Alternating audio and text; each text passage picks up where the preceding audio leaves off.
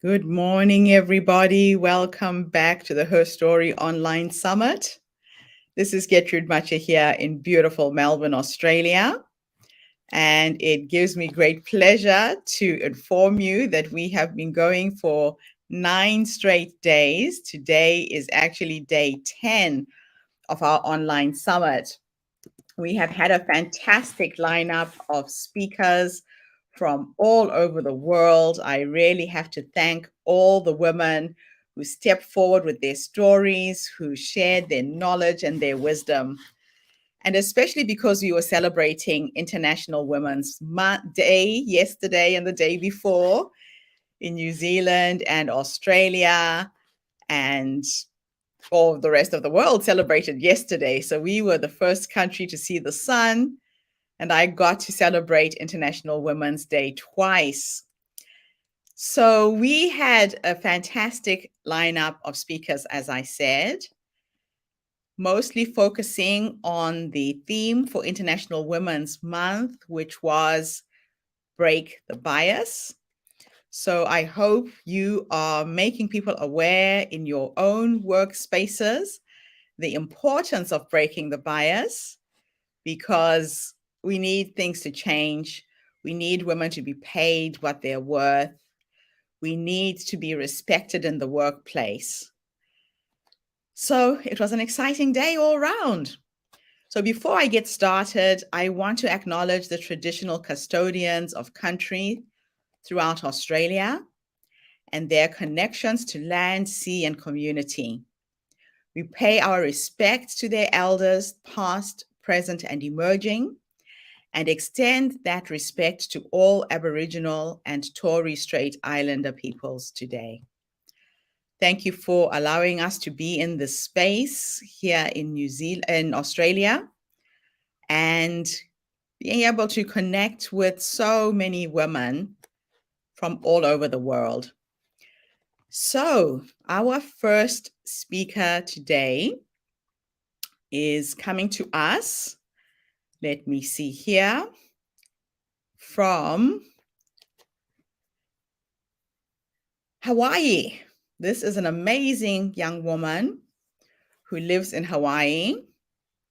Stephanie, thank you for sharing your story, for being with us. I know you're going to come in a bit later, and we will have a fireside chat with you again. So this is Stephanie in Hawaii, USA.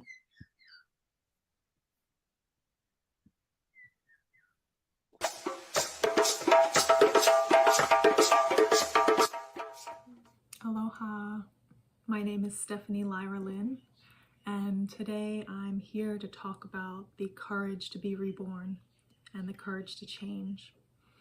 And this is a topic that has interested me because of my personal experience with dying to my old self and actually having a real fascination with death and dying since I was young, actually.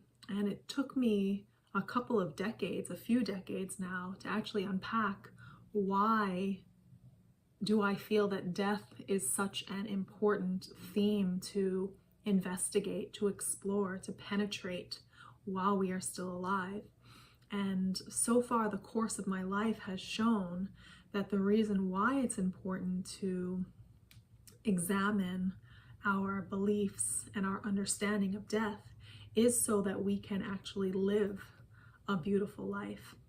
And what I have seen about the courage to change, the courage to live the life that is authentic to you, is that we actually have to be willing to die to our old self, to die to the self that was conditioned by familial expectations, societal expectations, perhaps religious expectations. And that requires courage. And that also requires an understanding that if we allow things to die, if we allow ourselves to let go, then we can actually be reborn. Then we can actually be renewed.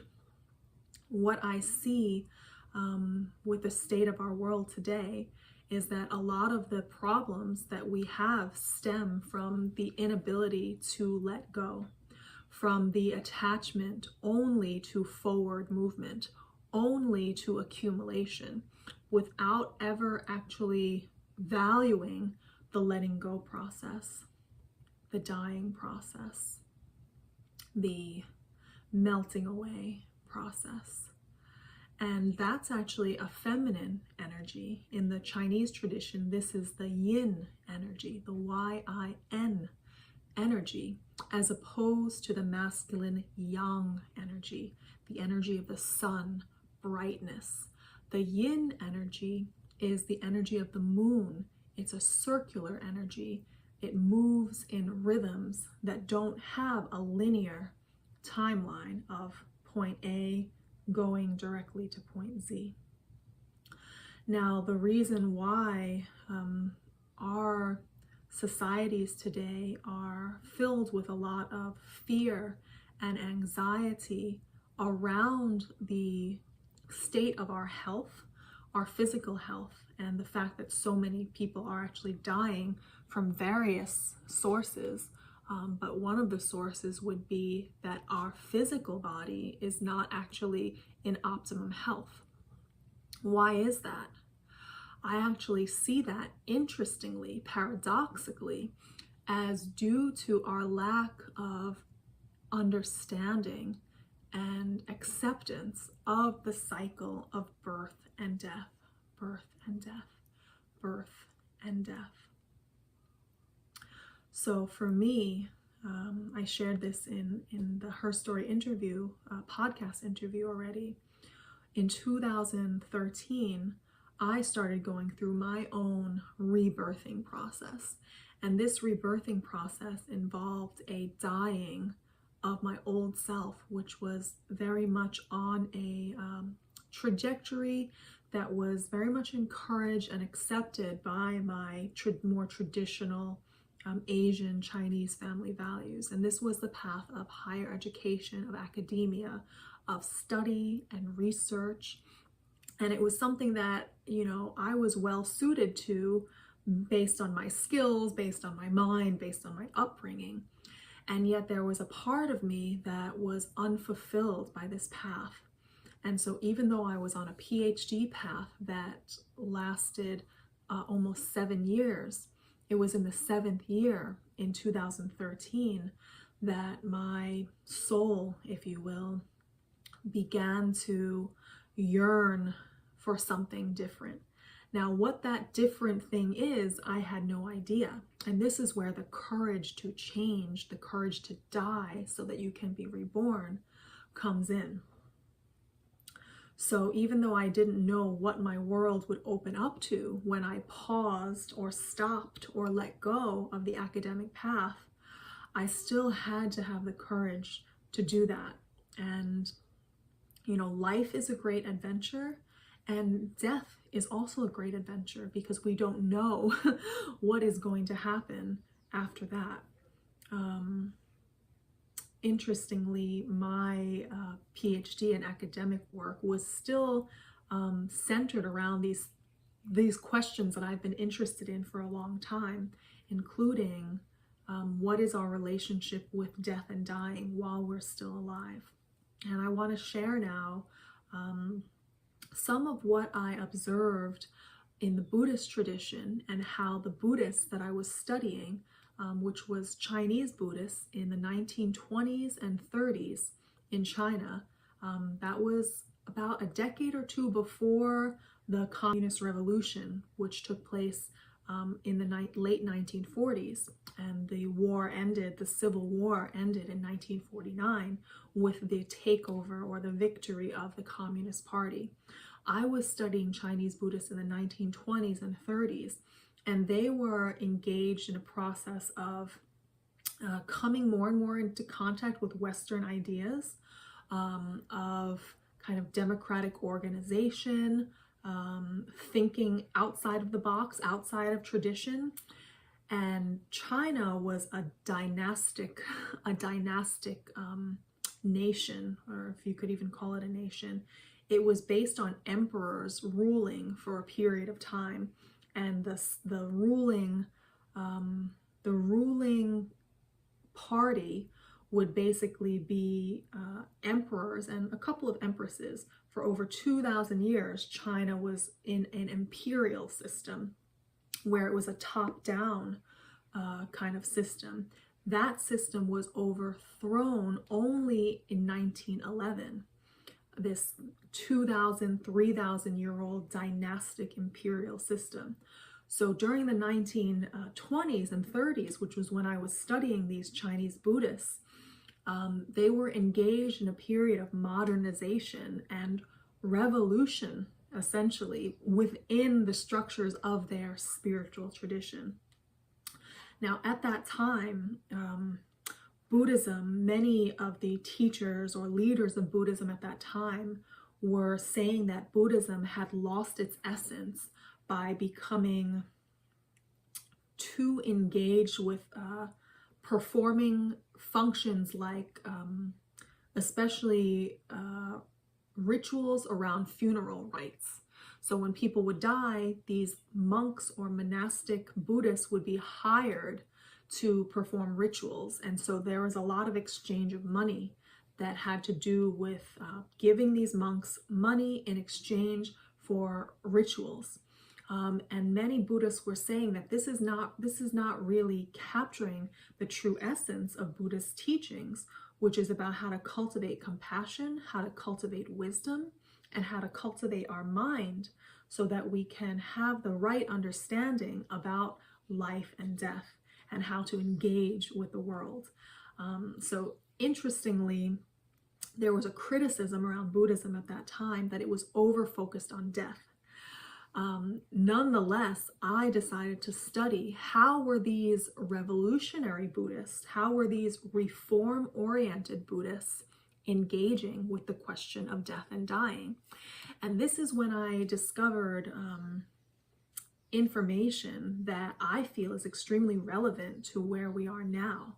Because where we are now is people are starting to accept that death is a part of life, and starting to accept that we need to approach sickness and dying in a way that is more compassionate to those who are in the transition, and also to the family members and the friends that are around these people.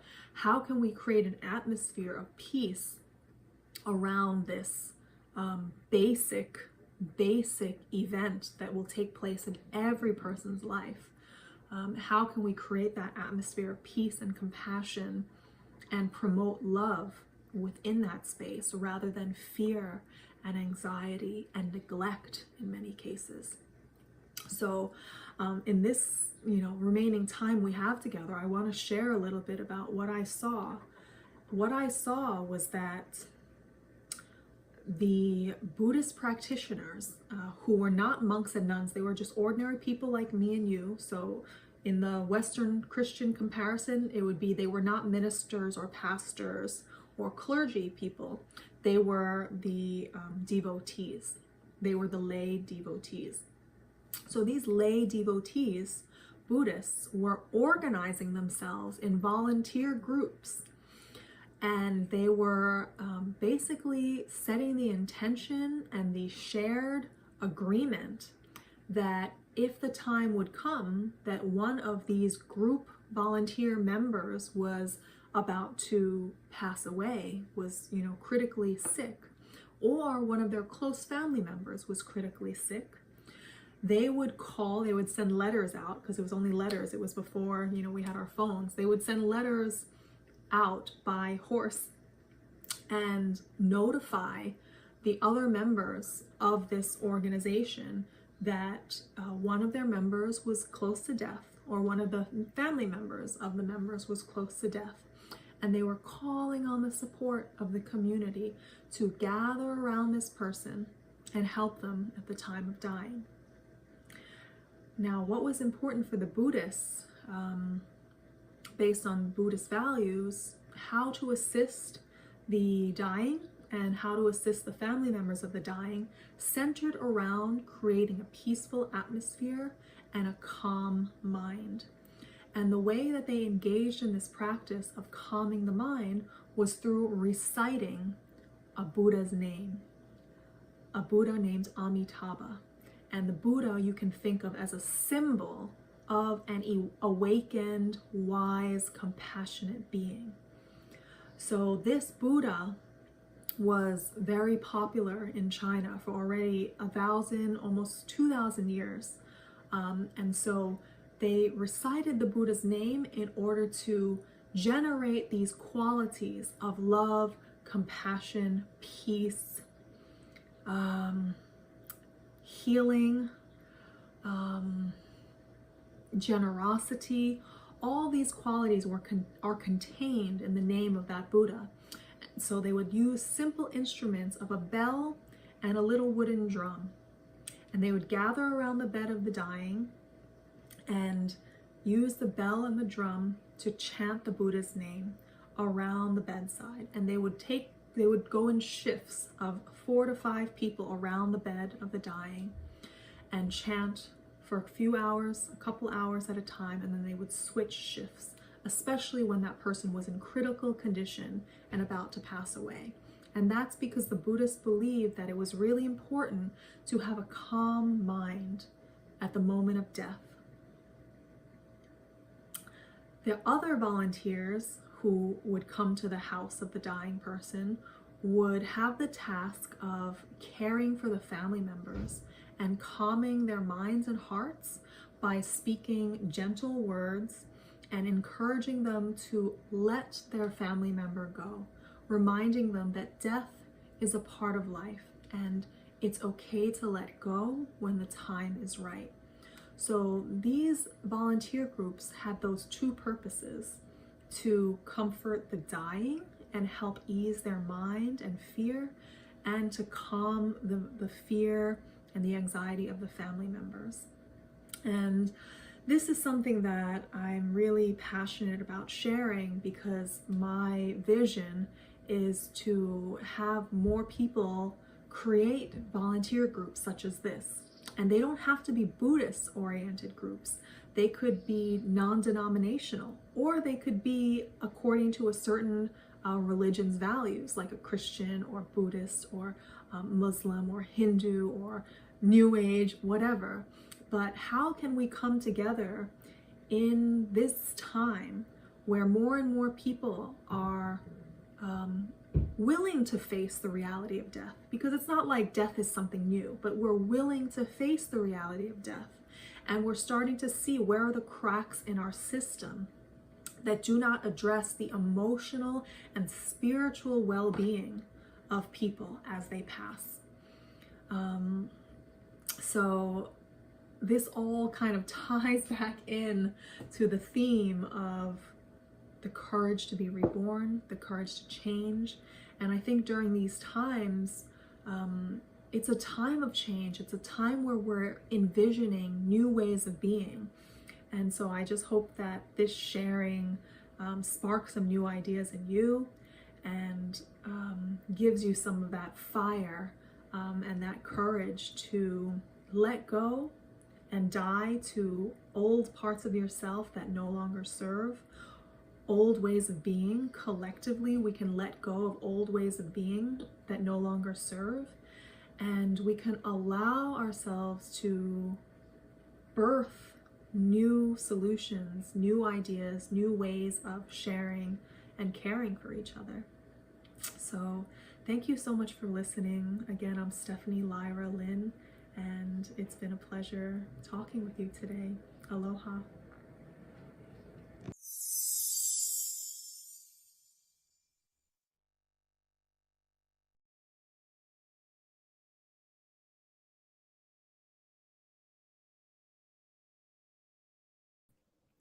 Thank you so much, Stephanie, for coming online and sharing your knowledge, your wisdom with regards to Buddhism.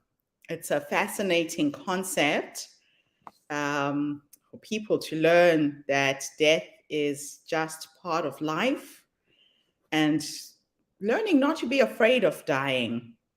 I was reading a Buddhist book once that said we are born to die, that the minute you are born, your cells start to degenerate, and it's just part of the process.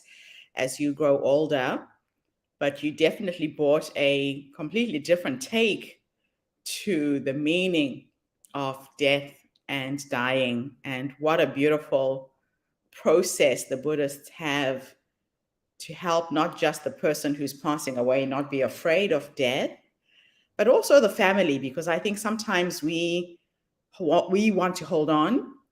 We want that person to stay with us forever, and that's not possible. So thank you so much for a beautiful presentation today. Really enjoyed that. So we'll move on to our next speaker for the day. And this is a young woman who is based in Zimbabwe, Heather Samanika. Heather, thank you for sending us your video. I hope people will step forward and contact you. Heather has a child who is on the autism spectrum, and she's sharing her story.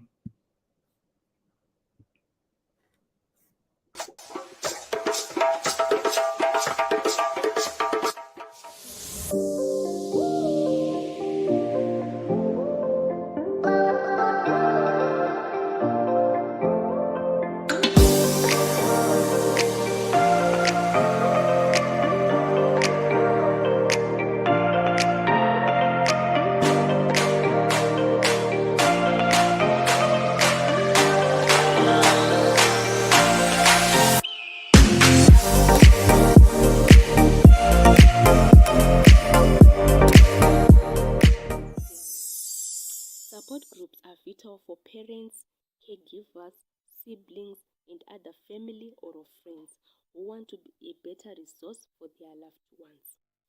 Since autism is a spectrum disorder, some people with autism are unable to speak and they need consistent therapy to manage their daily life. Being a mother of a 5-year-old child, I was not able to send my son for occupational therapy, which is a bit expensive for me since I'm not employed. And I believe there are many children out there who are facing the same challenges, hence depriving the children's needs. Given the funds, I intend to have an autism support group with specialist people to assist in behavioral management and speech therapy at affordable cost to benefit the less privileged people. I also intend to open a school for these children with autism. I took time to research for a school that my 5-year-old boy can fit since he could not fit on a mainstream school. I found out that for special needs school in Zimbabwe, they are very, very expensive, and I couldn't find any that I could afford. The fee ranges from 1,000 USD to 2,000 USD per term, which is very expensive considering the high employment rate in Zimbabwe. Only a few can afford that school fees, and the majority of children are ending up being in streets and some being home, not schooling. I intend to open a school that is affordable to all. My country have many schemes for the physically disabled children and none for the autistic children. Hence, it is something that needs to be considered as well. Lastly, I need to start up a poultry business so as to find additional income to fund my autism support group. So I need money to start up since I don't have adequate facilities to cater for these projects. Your help will be greatly appreciated. Thank you.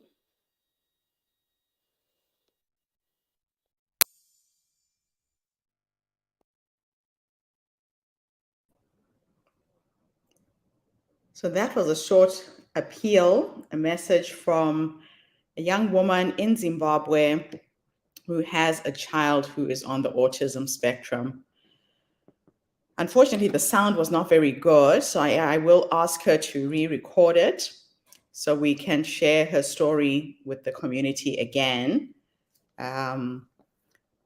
We'll get that done very, very soon. So our next speaker is coming to us from the United States.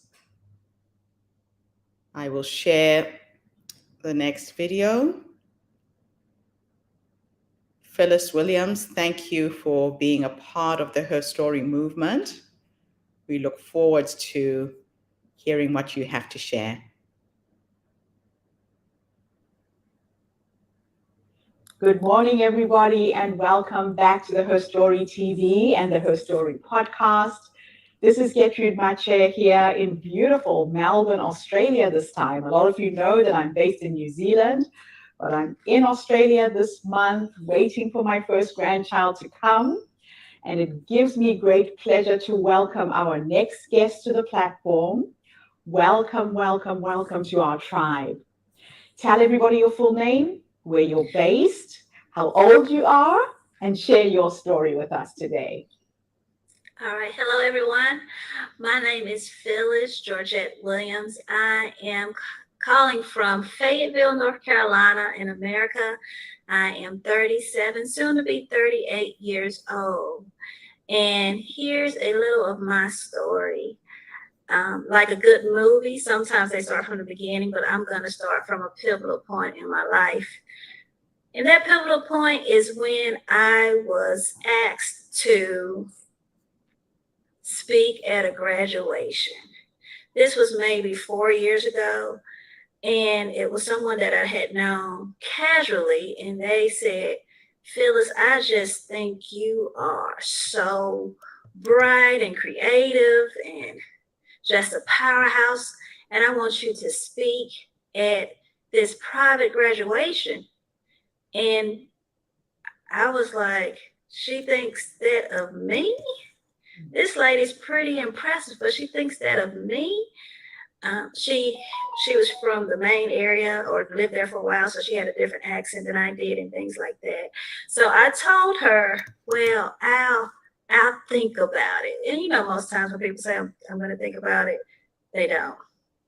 But she said something before she got off, and it's what I call a God wink. It was whatever she said was something I had just read in a book about casting your net out, which is from the Bible. So she spoke of that, and I was like, wow, I just read that in a inspirational book. So I told her I'll do it, and I went there, and I was just my natural self, and I spoke, and I was on a stage with people with doctoral degrees, and I was like, well, I don't have a doctoral degree, but I think that was a pivotal point in my life where I was. It's not where I came from. It's not what I've been through. It's who I am now. And all of those experiences shaped me. Prior to that, you would think I would be very brave because I'm a Marine veteran and I did 2 tours in the combat zone. But there's a different type of bravery in discovering yourself. Wow. What an amazing story. What I do love is that the universe gives us signs. God gives us signs. I call them my little synchronicities, those little coincidences where it's a quote in a book or something someone will say that kind of guides you that you are on the right path. Now, you know that I'm talking to people about self-confidence and building self-confidence and how to get to that point. And just reading your bio and your background, self-confidence wasn't something that came naturally to you, but you kind of went outside of your comfort zone and put yourself in a very uncomfortable position. And now you've developed this knack and this skill.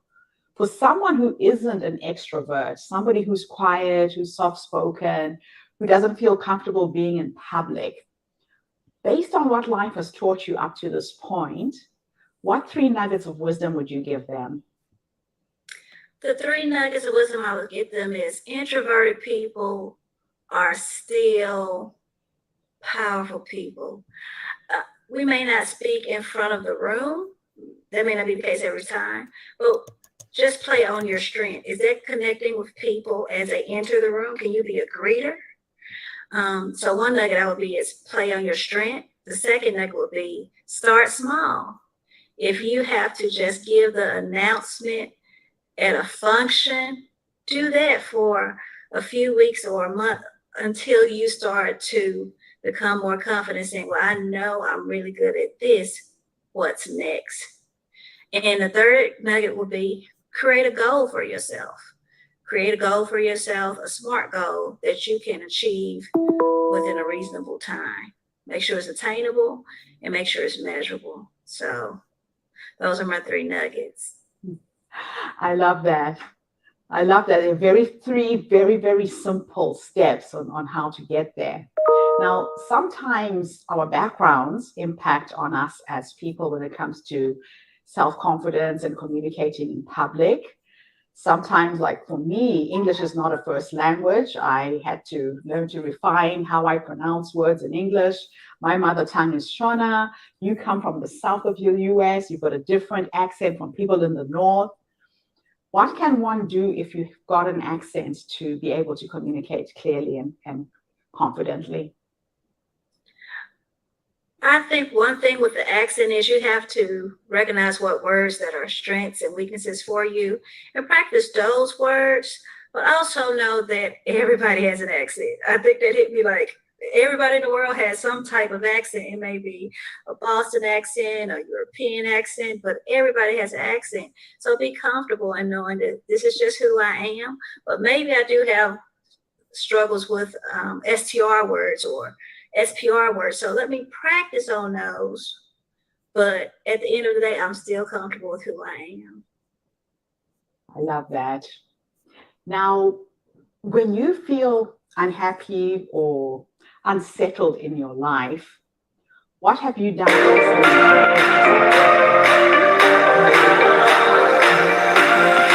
now going into 2021 has been very, very stressful and traumatic for a lot of people because of the COVID situation.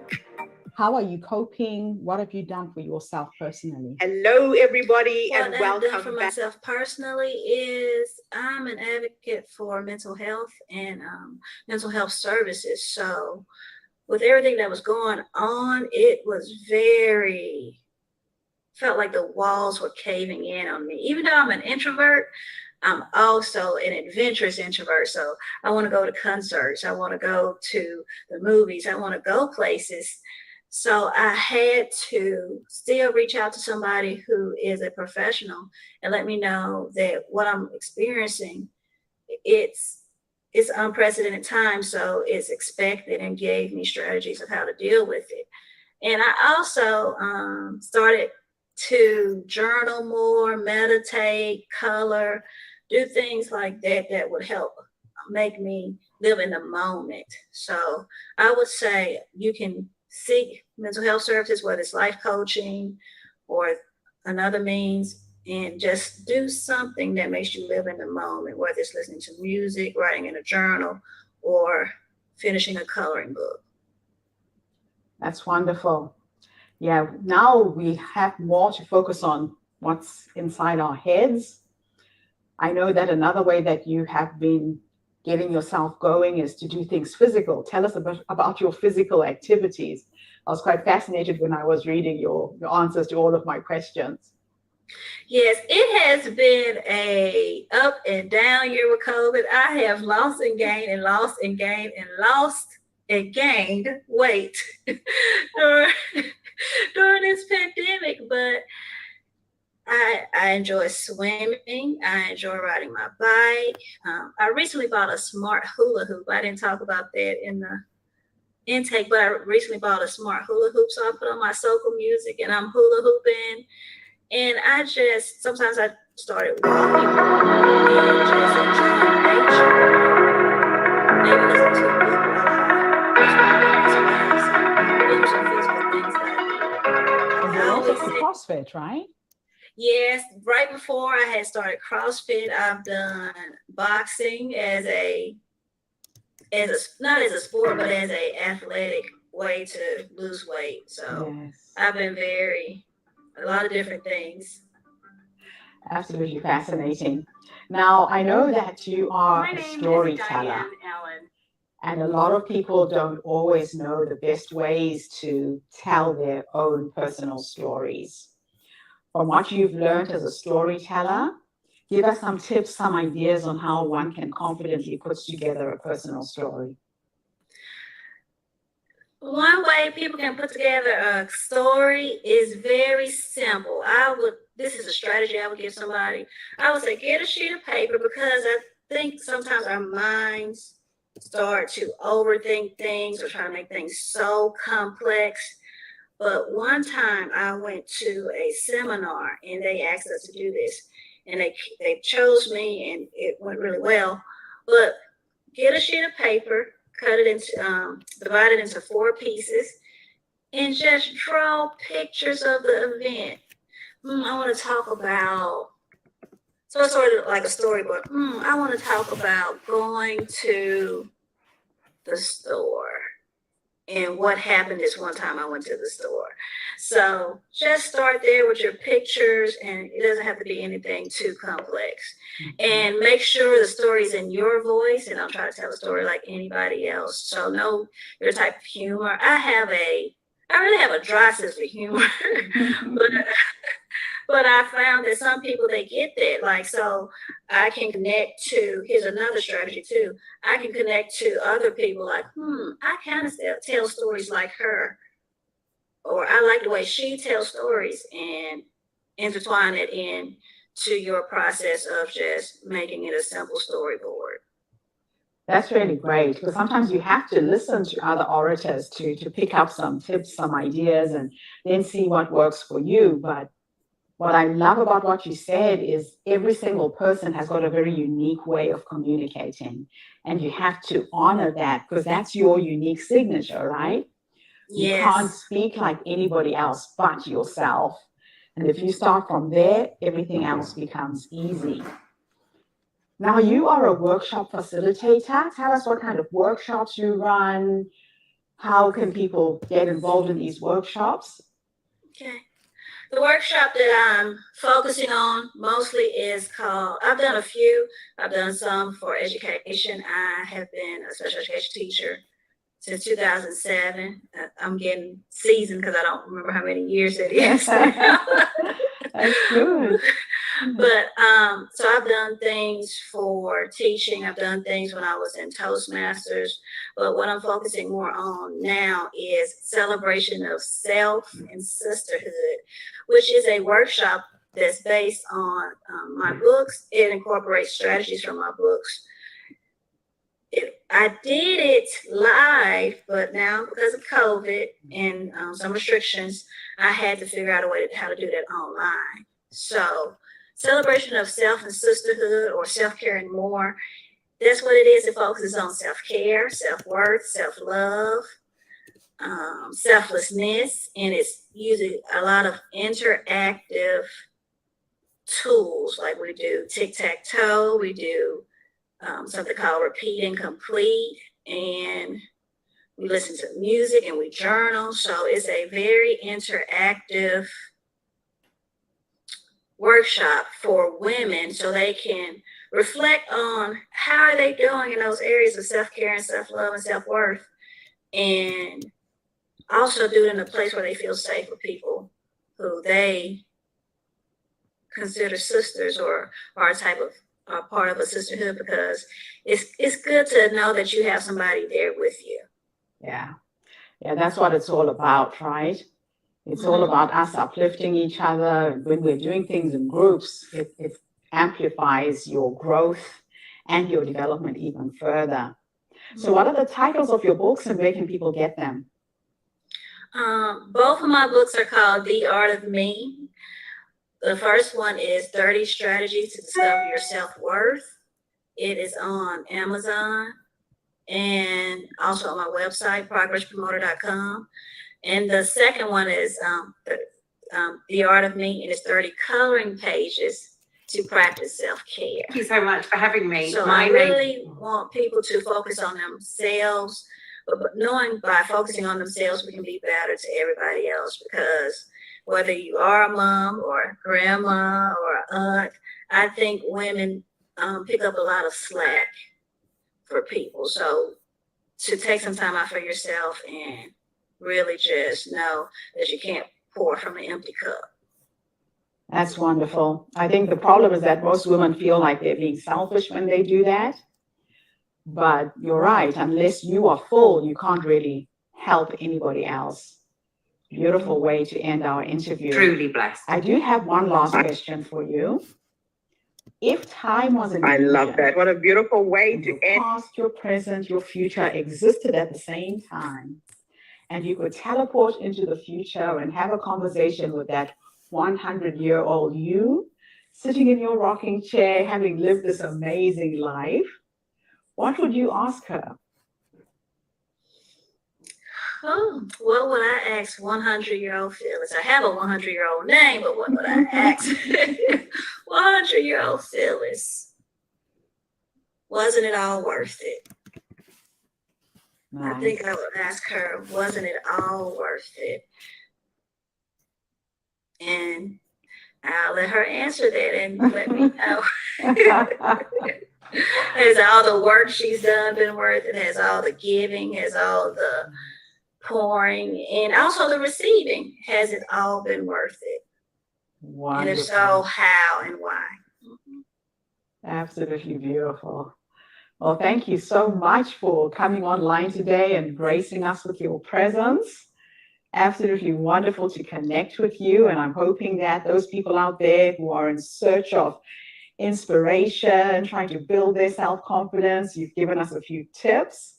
And thank you to everybody who's tuned in today. Come back again tomorrow when I interview yet another amazing woman, sharing her story on how she's built her self-confidence.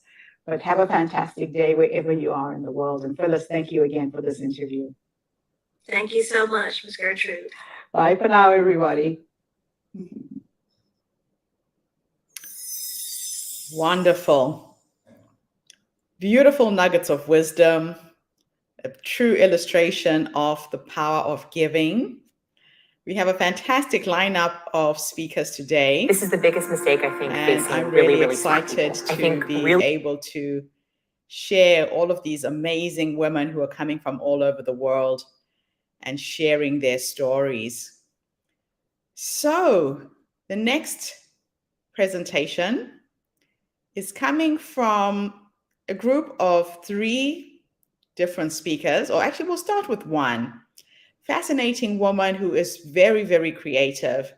So what we're trying to do with all of our stories is to bring you stories around business and entrepreneurship, health and wellness, family and relationships, creativity, social justice, and spirituality.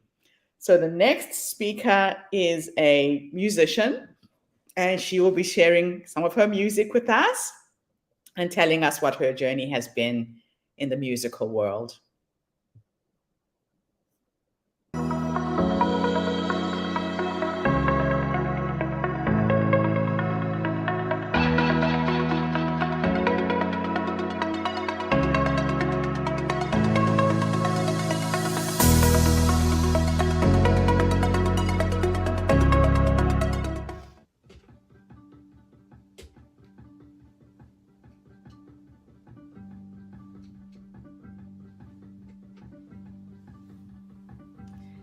My name is Diane Allen, and I'm known as the Own Your Potential speaker and violinist.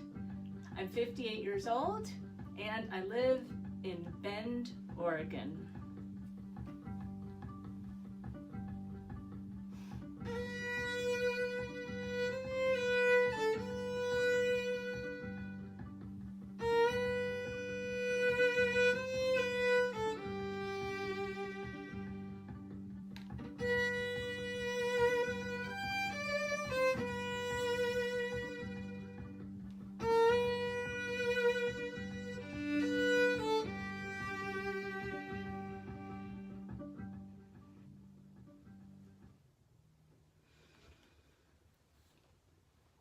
It is such a privilege to be able to speak to you today and to be able to speak at a number of different conferences. And I speak about the positive psychology of peak performance, which is known as the flow state. And I'll share a little bit more with you about what the flow state is in just a minute here. But I remember when I was young, I grew up in Cleveland, Ohio, and my parents were very active in the cultural scene, and they took us to see the Cleveland Orchestra. And I remember being so small that we would go to these concerts and I would sit in a chair and the chair would just fold back up on me because I couldn't, like, it wasn't heavy enough or big enough to hold the seat down. So the orchestra would play, and I remember sitting there and feeling the force of the music pinning me to the back of the chair and finding it just so incredibly exhilarating. And when my parents asked me, well, which instrument do you want to play? I told them, well, I want to play the violin. So fast forward, I'm about 15 years old and I'm in my bedroom blasting the music. And no, I'm not listening to rock and roll. I'm listening to a violin concerto. And in my imagination, it wasn't as if I was relegated to being a rank and file member of the orchestra. I was having this full-on fantasy of being the soloist, standing center stage, pouring the core of my soul into every note that I played. But when I began to pursue a degree in music, I found out that playing in an orchestra, being one of those rank and file members, was actually really fun. It was the environment where I would just lose myself in the music. Time would go by and I wouldn't even notice it. I would be so immersed in the activity, ideas and insights would come in from out of the blue. Things would come together with a sense of ease. The more I got into the music, the more I'd get out of it. And I experienced incredible joy and fulfillment. So of course, after that kind of an experience, which I would find out later, I was getting into my flow state. This is the positive psychology of peak performance. Being in flow where you lose all sense of time and it's just an incredibly rewarding experience. So naturally, I decided, well, I should get into a professional symphony orchestra. And after graduating with my New York City violin training, I would show up, check in, and make my way to the warm-up room. Only all of my competitors would be in there at the same time warming up. It was so cacophonous. So I'd find my own little spot, take out my violin, I'd start to get ready.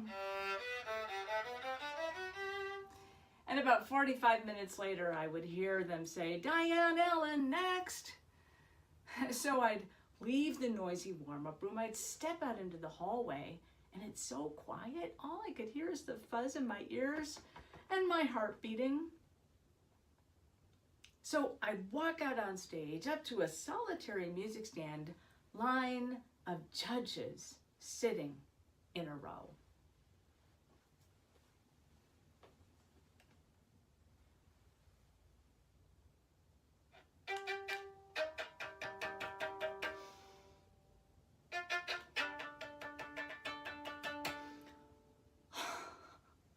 What a nightmare! I've been seen at my worst. My high skill level, how I just played, and the gap in between. It's like I've been seen in public looking like this.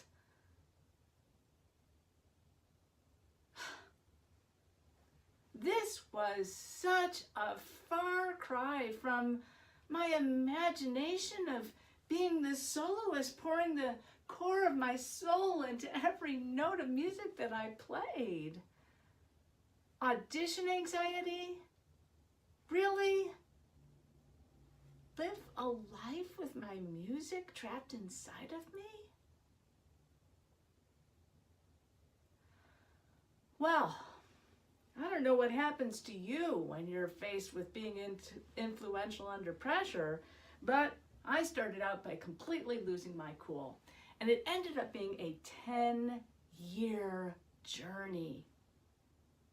10 years of trial and error, trying to figure out how I could be my best. How can I thrive when I'm outside of my comfort zone, like taking these auditions? So that full 10 years of trial and error I had this moment. It was after trying so hard to get into professional symphony orchestras. I was actually playing in freelance orchestras, which didn't pay well. I was scrounging to teach violin students to make ends meet. And I saw this ad, and it was for a violin teaching job in Central Oregon. So I sent in my resume, we scheduled the interview, only I had just given birth to my son. I hadn't practiced in weeks, and I was sleep deprived. So I'm at the audition. And as luck would have it, from out of the blue, I find myself going to that place where I lose all sense of time. I feel one with the activity. I am so immersed in the music that underneath my fingers, it's like the violin is singing by itself. I was having the same kind of flow state moment that I know I have when I play in these orchestra situations. Only this time I was doing it in the heat of the moment during an audition, and I was so grateful. The kiddos that I was teaching, they were responding really well to my spontaneous creative solutions. In the room were the students, the parents, there were teachers there were musicians there, and to my surprise, the conductor from the local symphony orchestra. The day-long marathon, it felt like it went by in 5 minutes. And at the end of the day, they offered me the job on the spot, and I say yes. It was December 1997 when I was playing in freelance orchestras and scrounging for violin students to make ends meet. But in January 1998, I was welcomed with a full roster of violin students, and I was hired to sit first chair of this Central Oregon Symphony. This was such a rewarding time in my life. I was able to wake up all my dormant skills and put them to good use in my role with the orchestra. And I noticed that the more I would get into the music and the more I would get into the flow state, the more my students would. And the more I would get into the music and into my flow state, the more the orchestra would. And the more I got into the music and the more I got into the flow state, the more the audience would. So I experienced firsthand this optimal state of being and how the positive psychology of peak performance is contagious. After a few years, I knew that I could always just get into the music, but I was in a situation and I realized, you know what? I need to make sure that I can always get into it. So I came up with a system to guarantee that I could always get into the music and into my flow state. And those are the steps that I share on my TED Talk. And these are the steps that I share in my workshops when I work one-on-one with people, helping them to tap into their creativity and their greatest and deepest levels of confidence. So I began to fall in love with public speaking. We can blame YouTube for that. I started making YouTube tutorials, and I was training as a speaker, and I started phasing out the teaching and the orchestra playing and doing more and more speaking. A lot of my friends said, Diane, can't you marry the violin with the speaking? And it took me a while, but I finally was able to figure out a way to bring my passions together. And I think it's fascinating how here I am decades later, standing here with you today, center stage, pouring the core of my soul into every word I speak and every note of music that I play. It turns out that in my role as a speaker, I have become the soloist of my childhood fantasy. That was a flow state moment when I was a youngster, imagining myself being the soloist on stage. And flow state moments, when we have these fantasies, these wild ideas, they're not for us to shut down, brush under the rug, and discredit. These ideas that come from out of the blue that seem like pipe dreams or daydreams, they're actually a window for you to see what you are truly capable of. Flow is the gateway to your highest potential.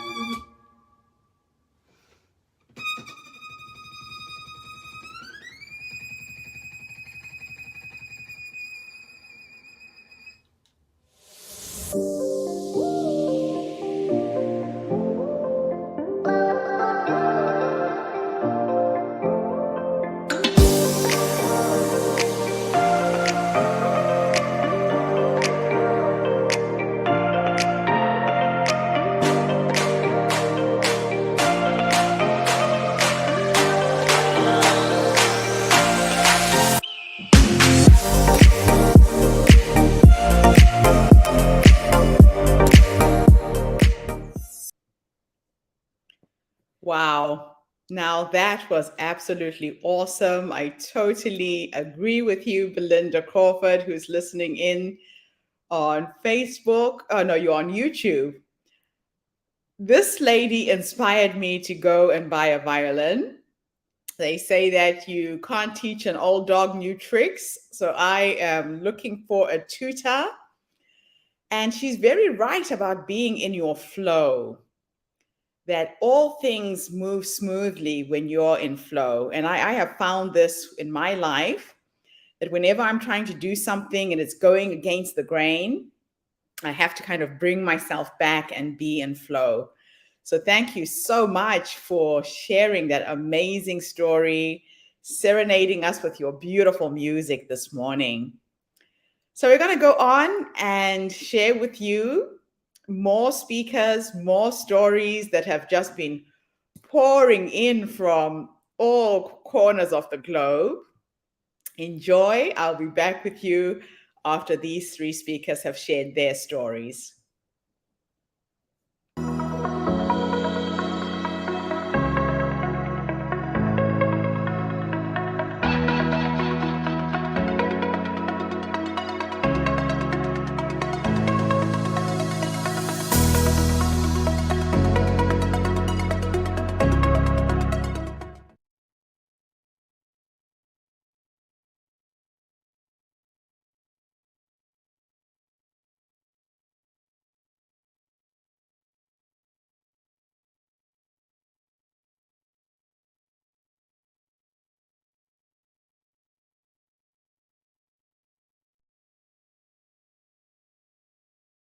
Okay, there seems to be an error on that video. It has no sound, so let me see what's going wrong.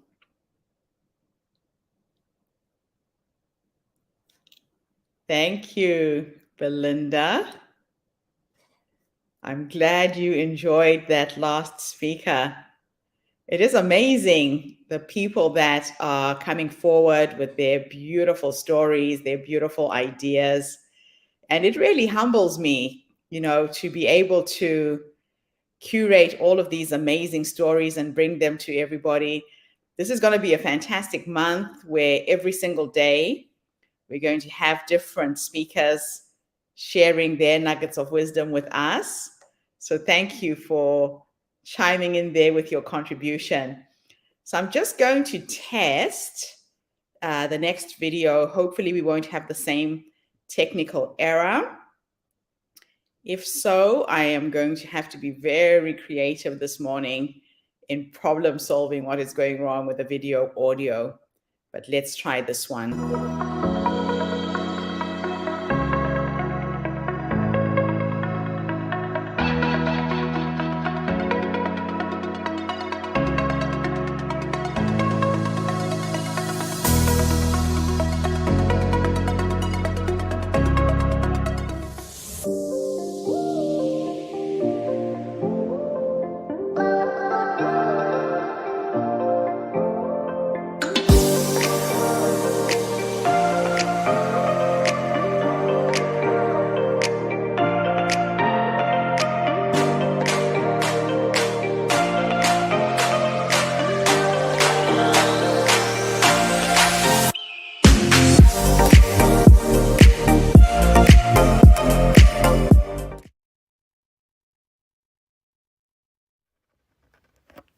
You're weird.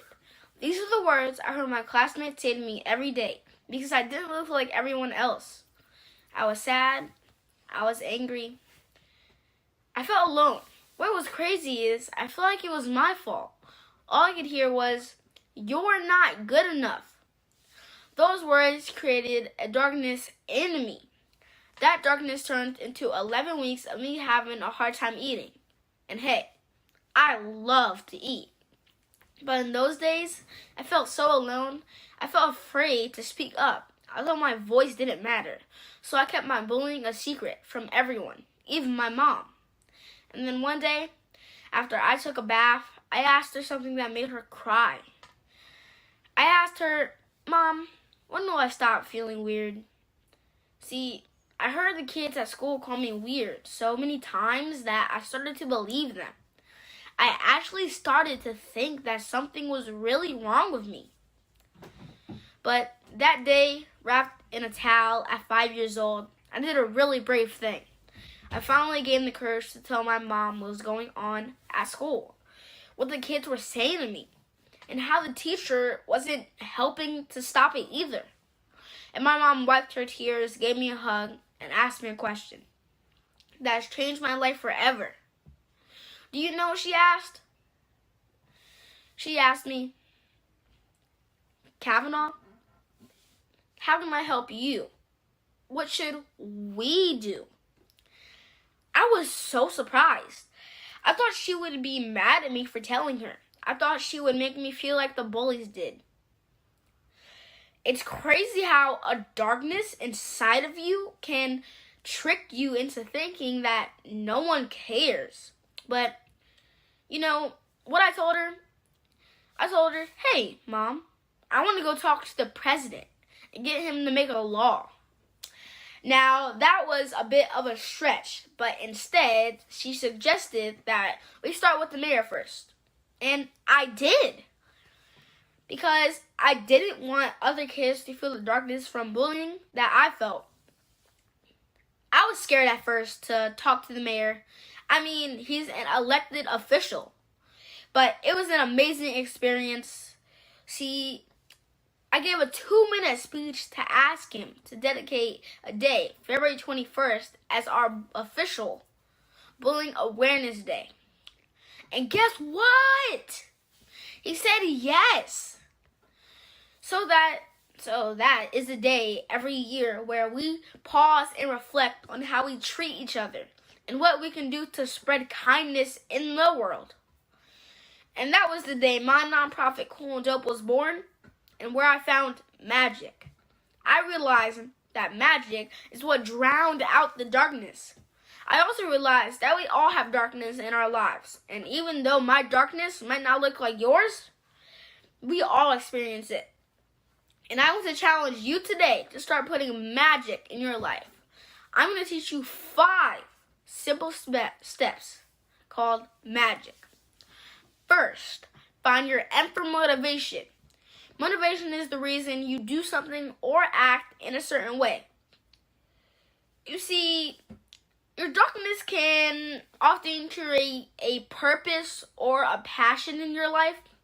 It might be to fix things that are broken in your community, or to create change so that others don't have to experience what you have gone through.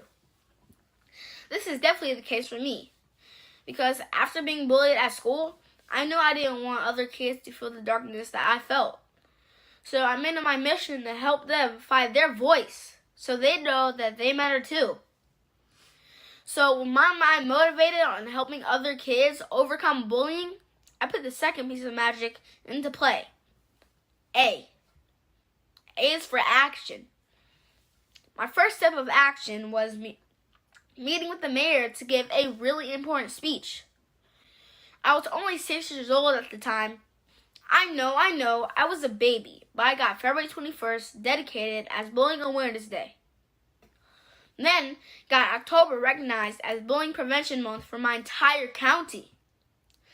You see, you are never too old or too young to take action. Now, let's talk about G. G is for generosity. Generosity not only serves others, it also helps our hearts heal from the darkness. It gives us meaning. It gives us purpose. Now, generosity is not just about giving material things or money. It is also about serving others in our community with our time. And what is dope is that you may never know the impact of generosity. It will create an impact that starts a ripple effect that will span through many lifetimes. You know, the anti-bullying day I got dedicated, the mayor to honor, that was in honor of a little boy named Gabriel Taye, who committed suicide due to bullying. And you know what I did? I took that proclamation I got from the mayor and took it all the way to Cincinnati, Ohio to give to Gabriel's family, and that helped motivate them to keep up the bullying work in their community. They are still impacting people now. Also, me sharing my story of bullying has impacted hundreds of other kids who in turn will keep the ripple effect going. So you see, even if the action you take is small, the wave of change you can create can be huge. Now, let's talk about I. I is for involve. When it comes to unleashing our magic, the more people we can get involved, the better. I tap into my friends to help me with my campaigns, whether it's making 3,500 care packs for senior citizens and people who are in need, or filling a 53-foot tractor-trailer truck to send all the way to the Pine Ridge Reservation full of goods, or creating community food pantries that have served over 14,000 people during COVID. I could have never done that without getting people involved. What I learned is that people love to get involved. You just have to ask. That is how we got Bronny and Ivory involved in our community efforts. It creates excitement and momentum. Keep this in mind. Most everything I have been able to do is because of all the volunteers who are kids my same age. You just have to take the steps and get involved and get others involved. Now, let's go back to magic. When you put your M for motivation, your A for action, your G for generosity, your I for involvement, then you have tapped into the most powerful force on the planet Earth, your magic. 2. C. C to change the world. I've used my magic to create change, and that magic has opened up the doors for others to use their magic to create change. Gandhi said it best when he said, "Be the change you wish to see in the world." So, let me ask you, what kind of change do you want to create in your life? What kind of change do you want to make in the world? First, it starts with magic. Magic is within all of us. And it's not just for us kids to believe in. I use my magic to help over 14,000 people in 11 months. Raise $172,000 in donations to help so many people in need. And my magic has taken me all the way to the presidential inauguration. But the greatest part of all is how much all of this magic has changed my life. But the real question is, what will you do with your magic? The world needs it more than ever right now. So please, don't let it go to waste. Again, my name is Kavanaugh Bell. I'm 8 years old. I'm on a mission to end bullying worldwide by 2030. I know I can do this, especially if we can create leadership opportunities for kids like me to feel powerful, to speak up, and to speak out. I hope my story has inspired you to do great things in your community, because I can't change this world by myself.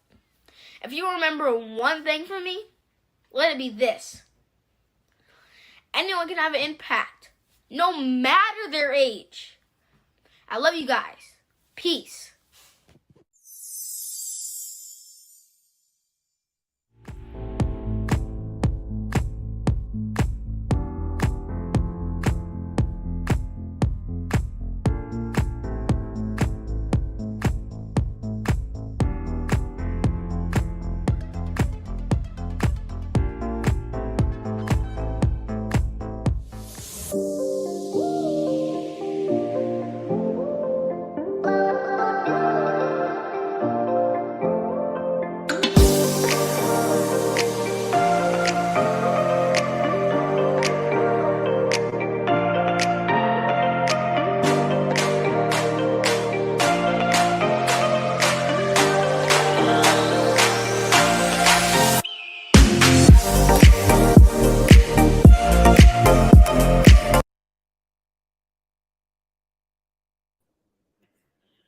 Wow, what a powerful little speaker.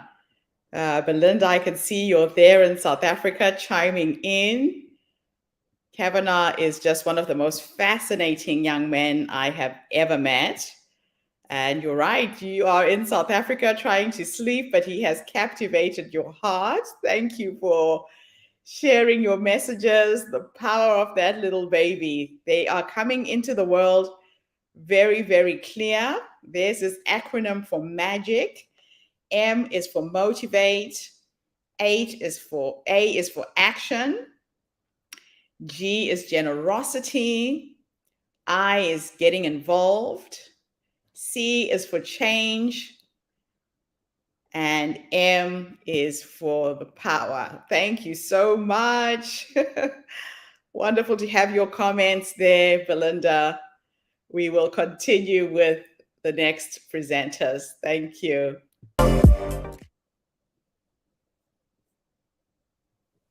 My full name is Pan Sandamian, and my age is late 20s. And I am originally from Yangon, Myanmar, and I'm the first Rohingya beauty pageant in the history. And my normal day-to job is migration consultant, and I am also a Rohingya human rights coordinator. Fantastic. So you came to Australia how many years ago? A decade ago, And since 2009. okay. And your work as an activist, now you're working as in human rights. Tell us a little bit about your country, your history, and what got you to this point to be an activist. To be honest, it's actually my blood, because my paternal grandfather is the first Rohingya Masia who has saved the first Rohingya genocide in 1958, along with his university students, East Pakistan Governor Zakir Hussain. We are the most persecuted ethnicity in the whole world. The reason is because Rohingya is the only ethnicity that faced genocide, not only one, not two, three times. And after I have never seen my grandfather, but whenever I go hang out in my relative place, everybody saw me and they are like, "You look like your grandfather." And even though I haven't seen such great person, but I always been inspired by his story. And most of the time, my family, they never come forward in the activism. The reason is because we are very vulnerable ethnicity, and if we try to speak up, most of the time our voice has been shut by the extremists. Now, a lot of people don't really know the history of Myanmar, and I really want this show to be a show that educates people, that tells the real story of what goes on the ground. Can you take us back a little bit to how the genocide has been perpetuated year after year? What is the conflict? What is actually happening on the ground? I don't know about the ground, but I grew up in my country. Most of the time, actually, I am also the first, the first Rohingya who came in public. I used to have a Burmese passport, and I also finished my high school in Burmese school, well-known high school, Augustine. Most of the time, a lot of authority will say Rohingya are not our citizen. But I'm the first one who got a passport, and I came in public. Burma is a very beautiful country under English colony time. I think we are the first country that has got a railway, which go from Yangon to Kolkata, India, and a lot of Southeast Asian they came to Burma to do work, to do job.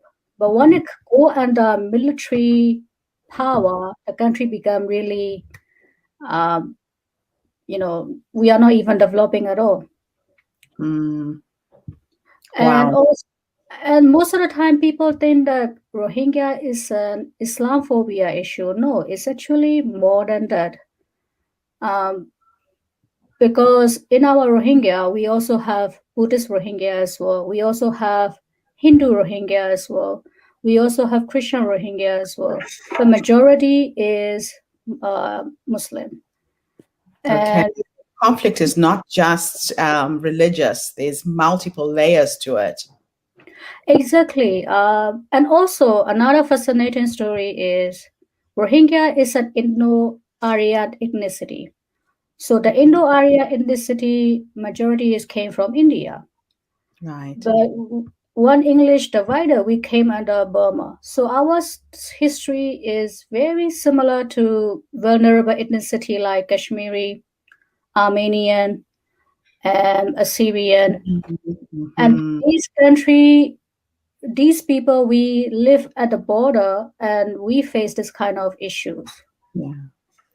Yeah, it looks like colonialism did a lot of damage in terms of how countries were divided, people were divided, their ethnicities, their languages, their cultures, their tribes were highlighted. These are things that didn't happen before colonialism. Do you think that anything will ever change in the way the world is right now? This is a very challenging question because nowadays the world is facing COVID-19 already. Mm. A lot of countries are going through suffering a lot just to save from each other as well. We are not going out, and it will happen, but everybody need to be united. And because nowadays I think everyone is just like facing too much problem of each corner of the world.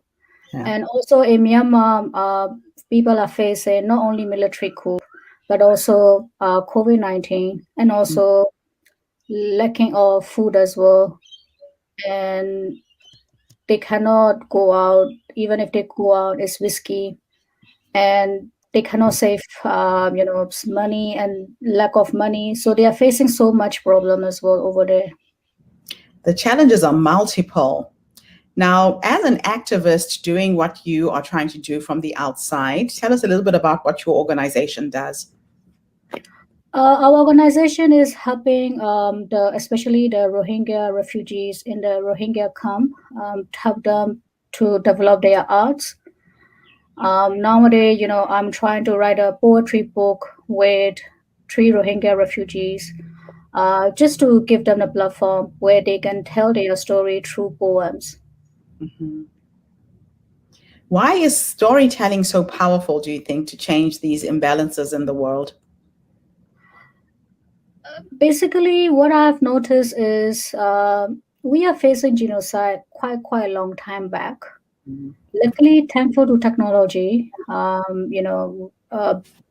people can see the pictures, videos, how they are facing. Yeah. So that's why I think the storytelling is very important.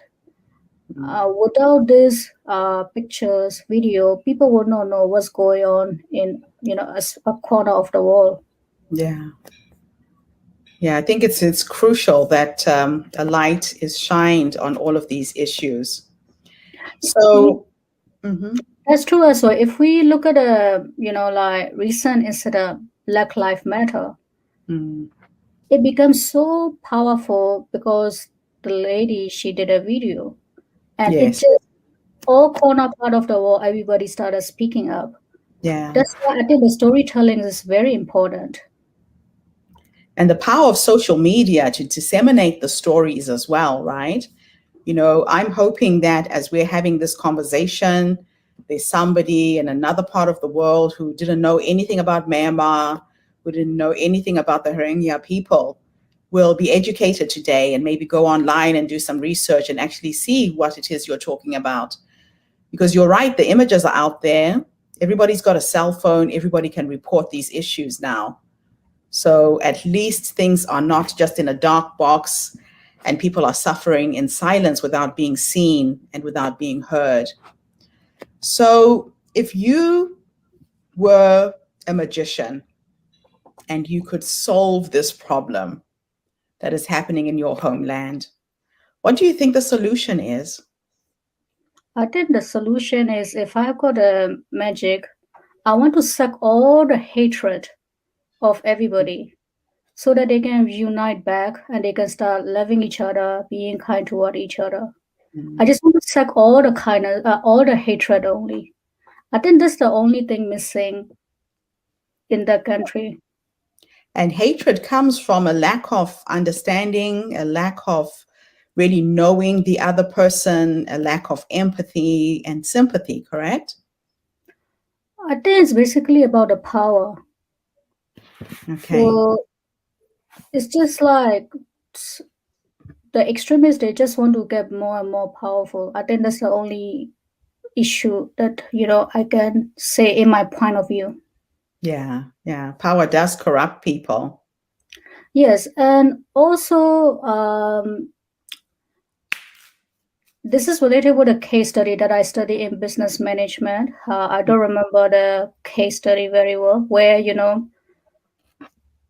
the management and the staff, if they don't have face together or interrelated together, the another person keep putting more, like punishment if they make small mistakes.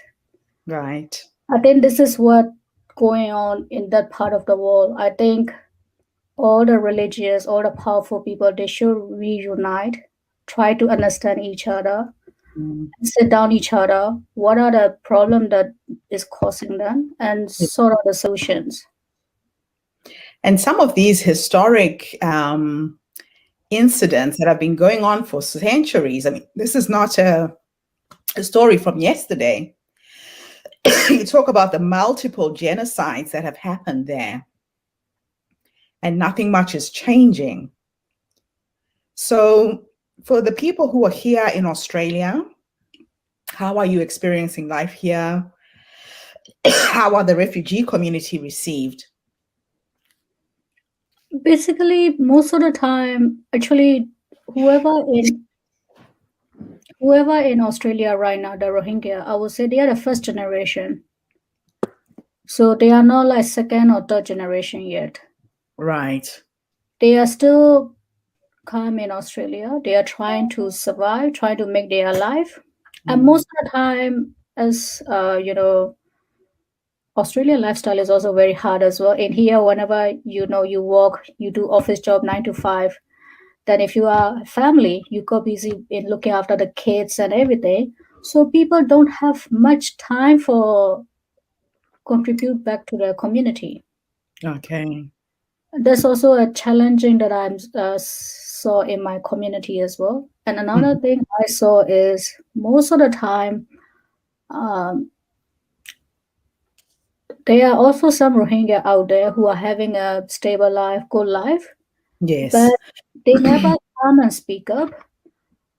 The reason is because they just only, scared from this kind of extremist issues, and that's why it create more and more, issues.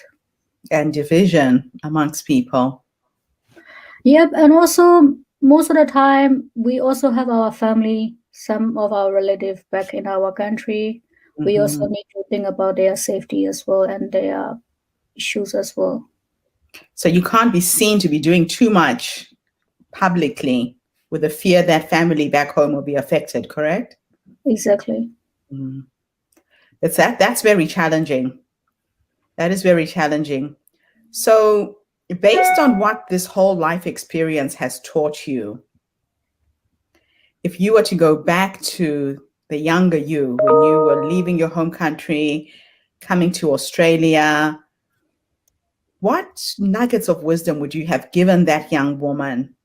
I'm saying this because there might be another young woman from your country who's just arrived in Australia, doesn't know where to start. The language is different, the food is different, the culture, everything is different. What 3 nuggets of wisdom would you give that young woman so she can fit in nicely? The first one is never give up. Australia is a great country where you get full human rights. And the second one is whenever you see any injustice, try to speak up. And the third one will be never, stop dreaming. That's awesome. Be a good human being. Now, I know that you and your family have now kind of settled. Life is kind of looking good. You're an entrepreneur. Do you want to talk a little bit about your entrepreneurial life as a source of inspiration for others who might be thinking of, what else can I do with my life? That's actually a good question. I remember when I came here, actually I got medicine in my country, but I don't want to study there. Okay. Because I faced some kind of racism issue also in my classroom as well. So that's why I always wanted to go to abroad. That's why I came to Australia. Because in my school, if they found out that I'm Muslim, Hindu, or Christian, they used to tease us like kalama, which is in a Hindi word in Urdu, it means black. Okay. In Arabic or in Persian, it means hala. So that's why we faced that kind of thing. And I was like, I don't want to study further there. And I came to Australia. And the golden time doesn't last that long. Then I lost my father. And a few issues happened. Then after that, I didn't give up. Me, my family, my mom and my brother, we used to do 2 to 3 jobs just to get, a home and settle down. So it was quite hardship and also beautiful journey as well. Mhm. So that's why I told a girl, whenever you are a girl, it doesn't mean that you are weak. You're actually stronger than a man. I love that. And Wow. most of the time, uh, this thing I learned from my mom, an embracing woman is stronger than a strong woman because she spread love, kindness, and love. Hmm. That's why an embracing woman is always stronger than a strong woman. Your So mother sounds like an amazing role model for you. yes, she is. She has done a lot for me. I remember in our culture, because we are Muslim, most of the time, whenever girl finished high school or going to university, they get married straight away. But my mom didn't let me. She sent me to abroad, and she, motivated my father. Let her go study more. So that's why she's been my backbone, and Yeah. I learned a lot from her as well. And it's just amazing. Very, very inspiring story. They say that we stand on the shoulders of giants. It's the women who have come before us who make us the women that we are now, correct? Yes. Wonderful, wonderful. What a beautiful tribute to your mom. So let's now take you to the future as my last question to you. Actually, second last question. If you could look at your life at the age of 100, Okay. when you are sitting in your rocking chair with your grandchildren and reflecting back on all of the amazing things you've managed to do, what would you say to the future you if time was an illusion and you could teleport into the future? Can I get a question again? The last part, I didn't get it. If time was an illusion, like time didn't exist, and I could take you into your future and you could have a conversation with you, the older woman, you, when you're 100 years old, and you've lived this amazing life, what would you say to yourself? I would tell to myself, I'm being grateful that I never gave up, even though I faced a lot of hardship. Without your vision, I wouldn't be here today. That's beautiful. And the amazing thing is, time is an illusion. Your future self is already there waiting for you to catch up with her. I do this a lot when I go into meditation, when I'm trying to work something out. I see the vision of where I want to go, and I have those conversations with the future me. I ask myself, how did we do this? What's my next step? And she will guide you there. So good luck with everything you're doing. Is there any question I should have asked you that I missed out? Not really. You asked quite a lot. It covered a lot. That's awesome. So this was a good interview. I've done a good job. Thank you Thank so you. much for coming online and gracing us with your presence. Thank you to everybody who was online and listening to us this morning. The world's problems are very, very small. It's when we share the stories of our plights, our joy, our trials and tribulations, that we open up the doors into other worlds. Every single person you meet is a door. And I really thank you, Pan, for taking us to Myanmar, making us understand the challenges of your people. And good luck with your work as the Human Rights Coordinator. I am so honored to have met you and excited that you'll be taking part in our next online summit. And you Thank will you. bring the poetry of the people from your country to our platform as well, so we have a better understanding of what's happening there. Sure. Thank Thank you so much.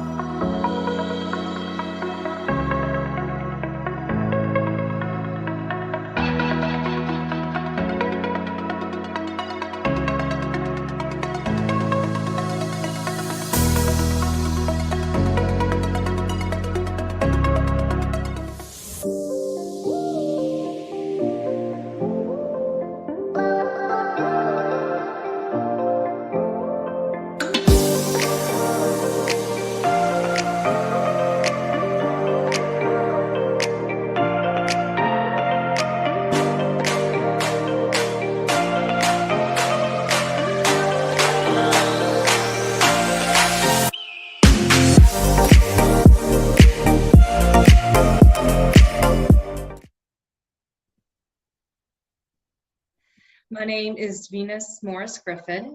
I am from Augusta, Georgia. I live in Augusta, Georgia for the last 30 years. I am 49 years old. I'll be 50 in March. I have 7 children ranging from 25 to 5. I've given birth to all 7. And I'm a real estate agent. You do not look a day over 20. I want to know what you're eating. So tell us your story. Well, where does your story begin? Thank you. Yes. So my earliest memory as a child was watching my mother's fingernails. And if they were to start turning blue, then, I was to call 911. And I just remember growing up in just, really not good circumstances. My mother was a wonderful person, but she struggled with drug addiction, prescriptions, and alcoholism my whole life. And, as a young child, I watched her go in and out of rehabs and mental hospitals, and from one guy to another guy. I remember just getting up in the morning for school and just having blankets over the doors and having one room that we kept warm, and scared to invite friends over because when you turn the light on in the kitchen, like roaches are going everywhere. And I just it was just a really tough childhood. My mother married at 15 and had 3 children. I was the youngest of the 3. My brother never seemed to break the cycle. He was in and out of boys' homes most of his youth and was incarcerated. I think it was in high school in a maximum security prison for, I don't even remember, burglary or something of the sort.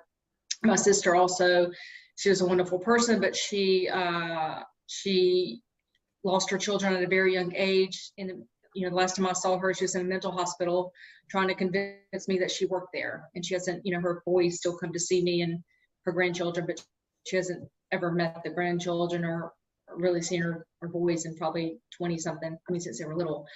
But, all my life I just worked. I thought, okay, if I can just figure out how to break the cycle, then I'll be okay. And so, I didn't really know how to navigate through life because everyone around me was so dysfunctional. I had a stepfather who was a really bad alcoholic that we were all terrified of. The guy that I thought was my father, was schizophrenic, and, you'd go in his house. So I'd go to visit, and he'd have 10 locks going up and down the doors. And I found out later at 15, I think I was 17. I met my biological father, who my mother had an affair with her boss. And I met him for the first and last time when I was around 17 years old. So, I said, I just have to get out of this awful environment. So I to graduate high school. I went to summer school and took an extra class. So I graduated high school in 3 years. I switched high schools, I think, like 7 times in 3 years, and then I graduated. And really, from the age of 14 on, was on my own. I would live with friends. I lived with my mother. I'd live with my sister, really on the verge of homelessness, really at any moment. And when I got to college, I worked 2 jobs. I put myself through school. My mother helped me financially the first year, and then her alcoholism regressed to the point where she was not even functional. So I just remember I worked 2 jobs and put myself through school, and I met the love of my life. I graduated from the University of South Carolina, and I thought, I've done this. I've figured this out. I've met this amazing man, and we married shortly after college, and I guess we dated about a year and a half, and the love of my life he was, I thought. And about 17 years after we were married, I get a phone call in the middle of the night, and it was from this prostitute who was blackmailing him. And she called me and she says, I don't know you, but I'm calling to tell you that your husband has been cheating on you for years. And, we've blackmailed him and we've taken everything that you have.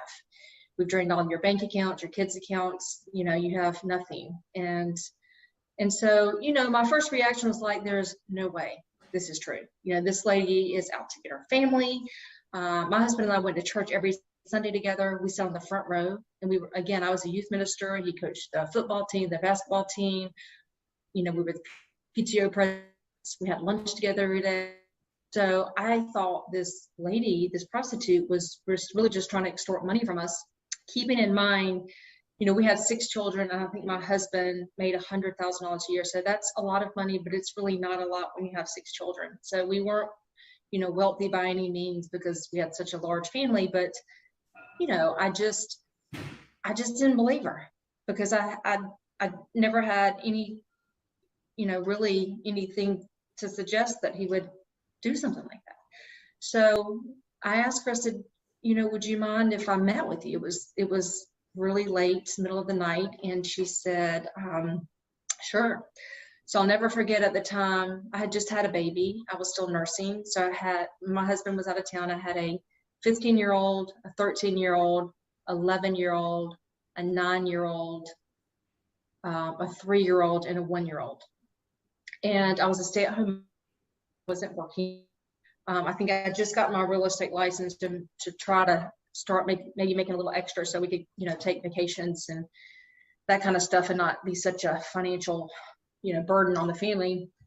And so my son's like, sure, Mom. I said, well, call me if the baby wakes up. And so I go down there and meet with her. And, all of these things are going through your mind because you're like, okay, this is not happening. It's like you're like out of your body. There's no way that he did these things. And I was determined to save him and to prove his innocence. I didn't even call him because I just knew, I don't know. So drove up to the hotel room. It was this little awful hotel off of Washington Road. And I'll never forget, knocking on the door, and this very young girl comes to the door. And, I'm kind of small, but she looked like she was half my size. And, she's fidgeting from her head to toe, and just, you could tell she was just on something, but she seemed kind of normal, but on something. And so I go in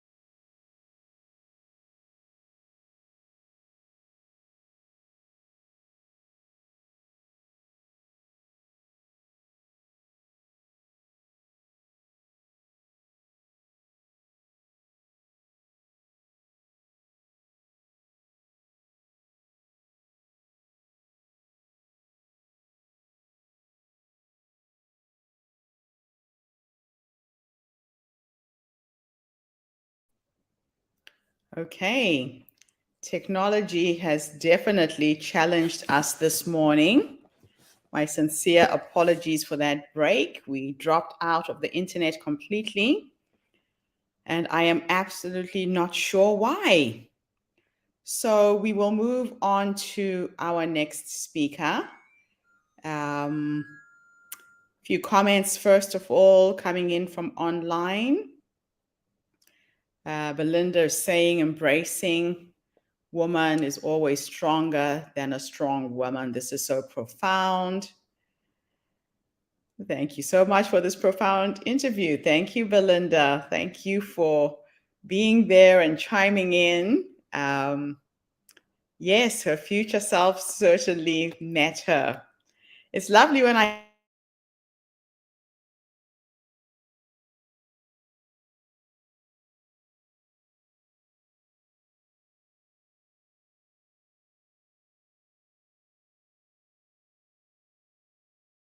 get this feedback from. I am going to change my internet connection because there's definitely something.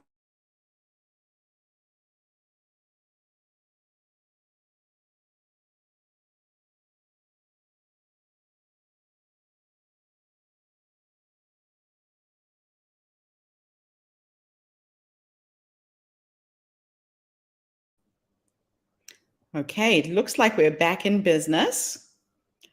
So we will share another group of speakers who have contributed their amazing stories. I just hope that I can start this video at an appropriate place. So please bear with me for a minute. And I'll just make sure that I have the right online video. Good morning, everybody, and welcome back to the Herstory Online.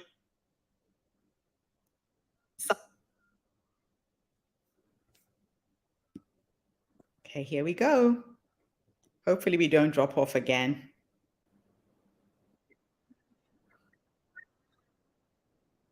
Herstory Online Summit. This is Gertrude Mache here in beautiful Melbourne, Australia. And I am blessed to have my co-host, Ms. Vicky Zarkin, coming to us from the United States. Good to see you, Vicky. How are you? Good morning. Good morning, everybody. And it's not so beautiful here. It's a rainy, ugly day. So I'm glad you're in beautiful, beautiful climate. Not so much. Well, happy International Women's Day, Vicky. And to you too. What a great day. You know, probably 10 years ago, there wasn't even an International Women's Day. So look at the progress that we're making. So I'm going to open up the day with a poem, and I'll call you back on so you can give your 2 cents worth of inspiration before we start, okay? All right. So first of all, I would like to acknowledge the traditional custodians of country throughout Australia and their connections to land, sea, and community. We pay respect to their elders, past, present, and emerging, and extend that respect to all Aboriginal and Torres Strait Islander peoples today. Hello, everybody. My name is Gertrude Mache, and I would love to read a poem for International Women's Day. The poem is simply entitled, Dear Men, Stop the Bias. Dear men, today is International Women's Day. And as we celebrate and recognize the contributions of women from all over the world, we ask you to accelerate action towards gender parity. Make it your mission to make your workplace the most loved and inclusive organization on the planet. Strive to be open-minded. Use inclusive language. Allow your actions to be guided by your commitment to change behaviors. Create workplace equity and strive to create 50-50 male to female ratios across all of your teams. Continue to work across all genders and understand the intersectionality of your workforce. Please aim to eliminate stereotypes, discrimination, and bias. This year's theme for International Women's Day 2022 is Break the Bias. So please, break the bias. We are here calling on you to see that I am your great-grandmother. I am your grandmother. I am your mother. I am your daughter. I am your niece. I am your wife. Dear men, in a world of abundance, why can we not share? Why can you not pay me for a job that I do here? I get to work at 8 and finish sometimes late. I put in hours, so why the bias? Dear men, break the bias. Make sure you hire us. Give us equal pay as we deliver what is required every day. Infuse in your organization feminine energy. Our gentleness will lace, diversity embrace, to create a better future and change the human race. Dear men, we ask you this. Will you call out gender bias, stereotyping, discrimination when you see it? Will you help break the bias? Will you cross your arms in solidarity? Strike the International Women's Day pose. Together we build a gender equal world, a world that is diverse, equitable, and fair, and most important, inclusive for us all. Join the movement. Let's break the bias. And remember, we are here calling on you to see that I am your great-grandmother. I am your grandmother. I am your daughter. I am your niece. I am your wife. Break the bias. Thank you. So, International Women's Day. Would you like to say a few words before we start, Vicky? Well, I couldn't possibly say anything that would top that. This is awesome. No way am I saying anything after that. I was just a little bit more prepared than you. Okay. Yes, people, she is more prepared than me. Always. She's a genius. I'm sorry. That was beautiful. That was beautiful. I thought I would just appeal to our men folk out there. Yeah. To remember who we are. Mm-hmm. Remember that we need to be supported. We need to be loved. We need to get equal pay. Yeah. Women are in the workplace every single day, putting in the hours. So, yeah. And then they come home to another 100 hours of work. Yes. People seem to forget. You know, when the men come home, they lay on the couch. We have a whole other job. I happen to know this because I work with my husband. We drove to work together. We drove together. So he would come home all tired and lay on the couch, and I'd be like, I worked side by side you all day. We were together the whole day.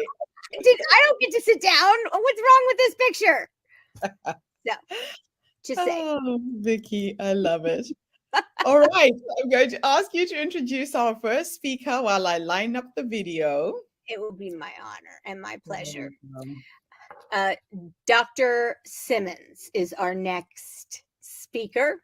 And Dr. Simmons was named medical director of the University of Kansas Hospital's Adelaide C. Ward Women's Heart Health Center, the gateway to women's heart health services, when it opened in 2012. She is board certified by the American Board of internal medicine, and has a sub-certification in cardiovascular disease. Quite impressive. She is certified by the Certification Board of Nuclear Cardiology and the American Society of Echocardiology. She is a registered physician in vascular interpretation, as certified by the American Registry for Diagnostic Medical Sonography. Besides women's heart disease, she is a non-invasive cardiologist. Focus includes consultative diagnostic cardiology and advanced heart failure. So impressive. Dr. Simmons completed her undergraduate work at the University of Kansas in Lawrence, where she received a Bachelor of Arts in Biology. She attended medical school at Creighton University in Omaha, Nebraska. I would very much like to welcome Dr. Simmons to speak with us today, because I can just imagine she has a lot to tell us. So please, everybody, welcome Dr. Simmons.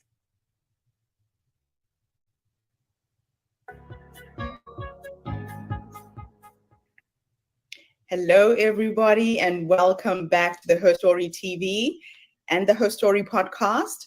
This is Gertrude Mache here in beautiful Melbourne, Australia this morning, and I am graced with the presence of yet another amazing women's health doctor coming to us from the United States. As you know, I have been focused on women's health in the last 2 weeks, because there's so many things as women that we need to know we're not aware of, and we can preempt getting ourselves into a lot of trouble health-wise. For those of you who know me, I am recovering from heart failure, and it really excites me to meet the next doctor, because she has so many ideas, so many solutions to our problems. So welcome, welcome, welcome to our tribe. Please tell everybody your full name, where you're based, how old you are, and share your story with us today.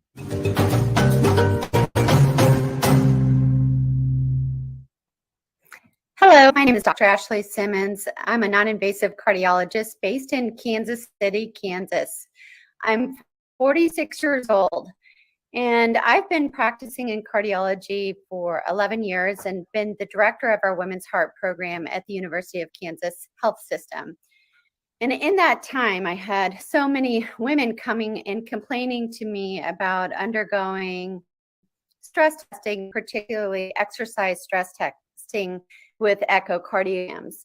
And their complaints ranged from, they were really coming in planning on doing an exercise treadmill study and are told to really undress from the top down, and a thin gown is put over them. The electrodes are placed incorrectly on the chest wall just because breast tissue overlies the heart directly. And then they're told to walk on a treadmill at an incline until they hit peak exercise and then transfer to a table so we can acquire images. Well, the women were horrified. Some of my patients refused to do this study because they may be doing it in front of two men. So I had always thought of the exercise stress echo from a physician perspective, and I knew there was problems with that study for women because the electrode misplacement, and we saw a lot of EKG lead artifact, which would make the test non-diagnostic. But hearing it from the patient perspective, I realized that we really have a lot of issues with getting the study done. I didn't want any more barriers to needed diagnostic testing for women. So I investigated this further and came up with a solution called CardioBra. I worked with our sonographers and our patients and did surveys and got feedback, and we went through many prototypes, but developed a stress test garment, which is a sports bra with integrated EKG leads designed to minimize EKG lead artifact, improve EKG lead adherence, but also provide the needed comfort and modesty that the patient needs. Thirdly, the garment helps with rapid image acquisition. So when you're on the treadmill exercising the peak exercise, you've got about 30 seconds for the sonographer to get pictures of your heart after you've reached your peak heart rate. And this bra allows rapid access. We are using cardio bra in the stress echo labs. We're using it for nuclear stress tests and PET CT studies because it is totally radiolucent. We also use it just for plain old stress ECGs because it does help electrode placement. The feedback that we've had, and this is the thing that keeps me going, is that our patients love it. And it's been just a really nice option for our women to use it for exercise stress testing. And my goal for this is to allow every woman, whoever she is, who needs diagnostic stress testing to be able to use the garment if she wants to, and not allow any more barriers to needed diagnostic testing for women. So that's just a quick overview on kind of how I got to cardio and designing the stress test garment. It's amazing how we need more women to be working in these areas to look after our needs. I can imagine how uncomfortable, how embarrassing it would be if you had to do the stress test exercises without that protection. Now, how accessible is this cardio bra? Is it something that's available? Is it just in the United States? Is it international? Well, we're working on international distribution. We can sell internationally. I just don't have it. Our international distributors are Henry Schein. And then we also sell through a group purchasing organization called Premier in the United States. We also sell directly to hospital systems just through cardiobra.com. Okay, so this is something that a hospital or a medical center would have to require or ask for. It's not something that's available to individuals, correct? That's right. The hospital provides it for their female patients. Okay, fantastic. Now, I know you are a non-invasive cardiologist.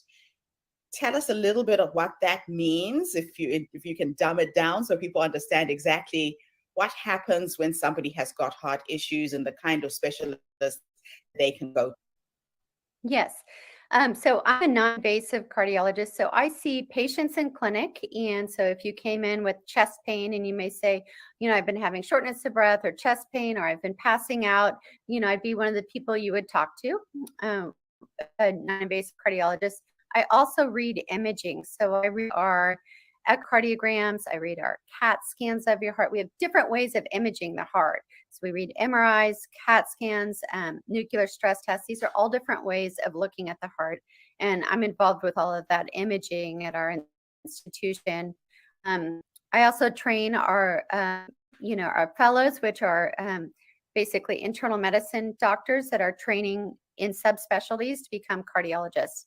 I also see patients in rounds. So if you were a patient coming in with chest pain, for instance, I may say you need a stress test, and you would undergo one of the types of stress tests depending on, kind of what risk factors you have or what type of chest discomfort you have, how suspicious things are. And that stress test may lead down the road to more invasive studies, like a heart catheterization, or a hospitalization, or even surgery for a valve, or for bypass surgery, or a stent or something like that. A non-invasive cardiology just means that I read the imaging, but I don't do any of the heart caths or bypass surgery or anything like that. I'm really on the diagnostic part of cardiology. Cardiology has multiple subspecialties now. There's electrophysiology, and they deal with all of the electrical circuitry of the heart. So pacemakers, arrhythms, or funny heart rhythms.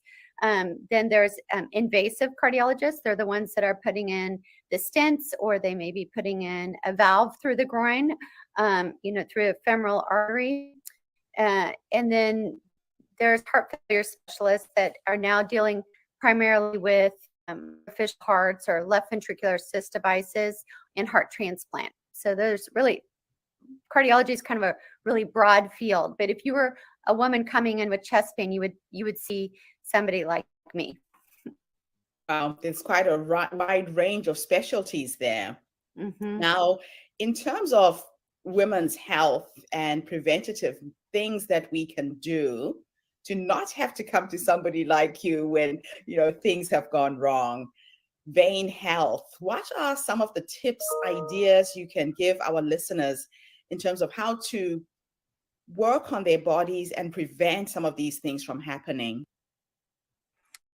Well, I think one of the things that's really important is first, know your family history, because particularly if you're young or premenopausal, your family history plays a big part in your cardiovascular risk. So you may have a family history of really high cholesterol. So no matter what you eat, your cholesterol is going to be high. So you should be considering medications if you need it for that point, but you should at least get your cholesterol checked. You should also know your blood pressure. As far as what we say, know your numbers. Make sure you know that you're not a diabetic, so know your blood sugars, know your blood pressure, and know your cholesterol numbers. Those are all good things to just get screened for. And your family history can help us determine kind of how much screening is needed. So let's say if you have a family history of aortic valve that has 2 leads instead of 3, you may need an echo early on in life, compared to waiting for symptoms, just because there are some things that we look for instance, with some genetic abnormalities that you may not have to have if you didn't have that family trait. As far as preventative things, no doubt that, eating right, and what I mean by that is less processed foods, lots of vegetables, and lean meats. I think the main thing there is less processed foods, less sugars if you can, daily exercise, and then this is the hardest one, is keeping the stress under control, which is really hard for women, and because we've got so much in the balance, right? That we're balancing many things: our parents, maybe kids, spouses, just life. Yeah, life does get in the way. I must say, one of the things that was on my radar was hypertension. I always had a problem with low blood pressure, even when I was pregnant with my kids. But both my parents had high blood pressure. So it kind of caught me left field. It was due to stress, going through a divorce, separation, and I ended up finding myself like a rice field in Bali. And when I look back now, the difficulty in recovering from where I was to where I am now has been quite a mission. So, what are some of the things that women should be aware of if you have gone through a serious health issue with your heart, like I have? Things that we can do to recover? Mm-hmm. Well, I think your story is an important thing to highlight, but that is with pregnancy itself is a stress test. So oftentimes, just because your blood volume's increasing, oftentimes that's when you're diagnosed potentially gestational diabetes, or gestational, meaning during pregnancy, high blood pressure. Just because that's an added stress on your heart. But to answer your question, so I think any woman that has those issues really probably should talk to either a primary care doctor or a cardiologist, because getting those under control are going to be really important. So to answer your question, how do you deal with it after the diagnosis? And I think, some people need more social support and cardiac rehabilitation before they feel comfortable initiating an exercise regimen, depending on how severe their cardiac disease is. So anyone who's had a heart attack or valve surgery or bypass surgery, we always recommend cardiac rehabilitation, just so they can learn more about their warning symptoms, that we can monitor the rhythm, things like that. So that's more of somebody like you who was hospitalized. I'm assuming you were hospitalized, but on their recovery, we'd recommend kind of a supervised exercise regimen before they kind of went out and started to exercise on their own. One of the things that I always say is with the diet is, in particular, watching your salt intake. Particularly if you had heart failure, high blood pressure, one of the first things you can do is really reduce your salt to less than 2,000 milligrams a day, because water follows salt. And if your body can't handle it by getting rid of the extra salt, water follows it. It's going to build up in your lungs. It's going to contribute to shortness of breath. It's going to contribute to higher blood pressure. So watching your diet, exercise, good sleep, making sure that you don't have sleep apnea or intermittent waking up in the middle of the night with low oxygen levels. And I think following the directions of your physician and taking your medicines regularly. If you're prescribed medicines, it's one of the things that we see on people who have heart failure. One of their most common reasons to come back to the hospital is because they just weren't taking their medicines or didn't understand the importance of it. That's really good. Yeah, I did end up with sleep apnea, all of those. I can tick literally every single box. Now let's go back to the cardio. This is a really fascinating thing. Women in tech are challenged when they come up with creative, innovative ideas. Tell us a little bit about your journey. How did you do it? Were you able to finance this? Well, I'll say it's been a big learning experience for me. I didn't do anything like this. I was a cardiologist and still am a cardiologist. And so just kind of navigating that route has been tricky. And I've just asked for a lot of help from friends and organizations that potentially could help me with ideas on who to talk to.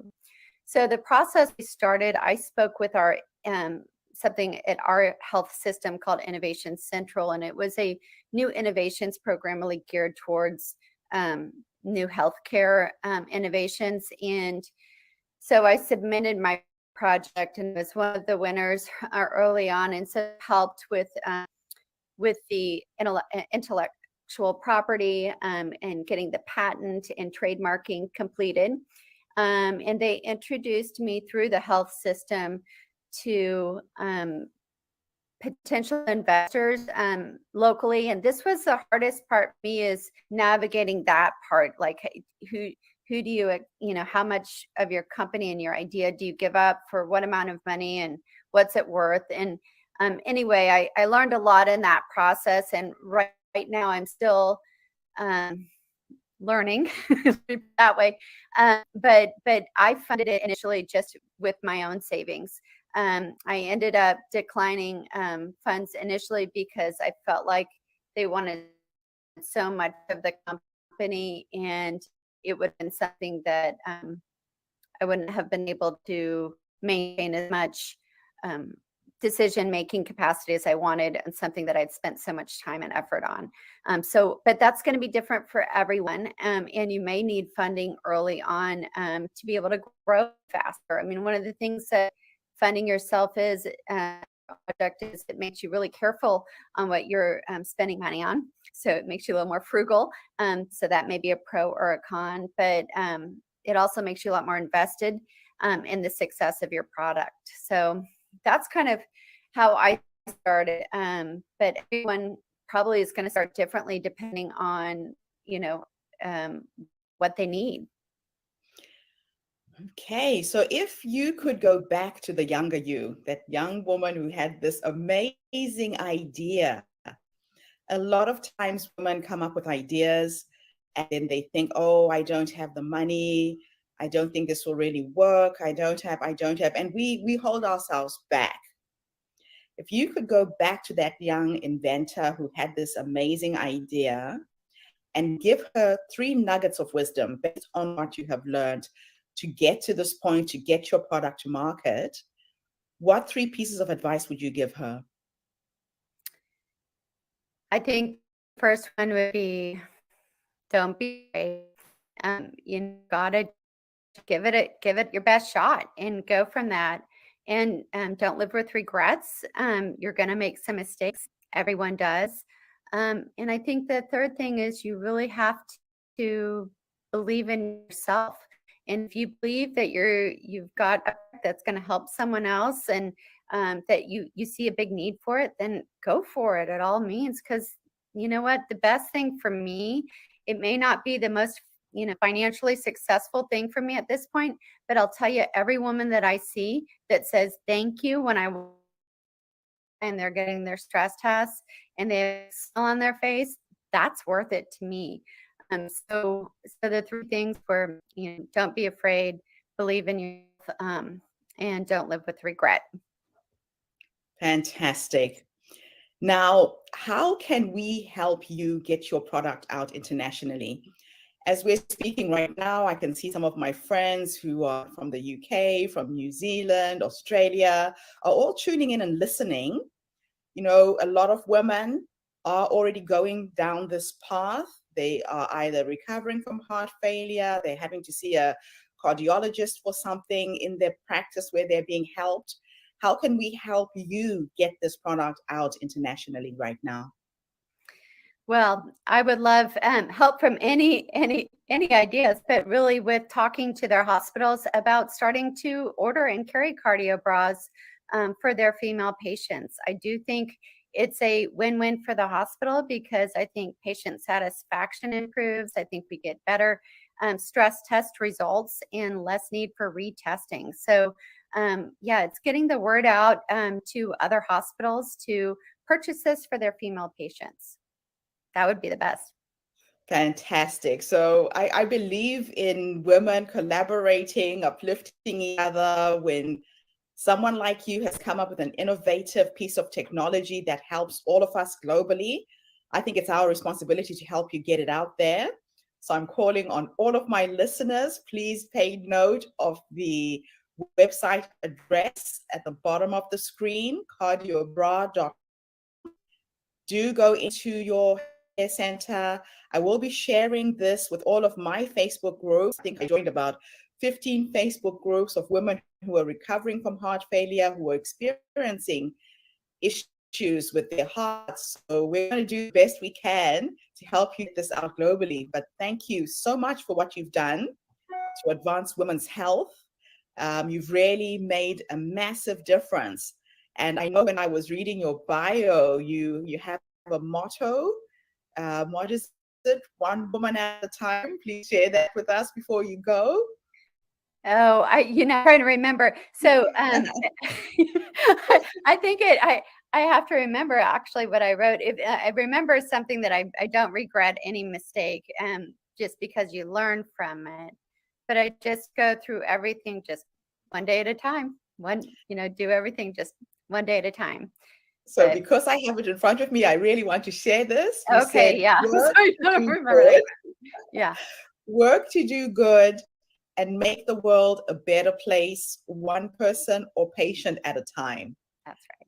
Beautiful way to end our interview. Thank you so much for coming online and gracing us with your presence, and good luck with your product.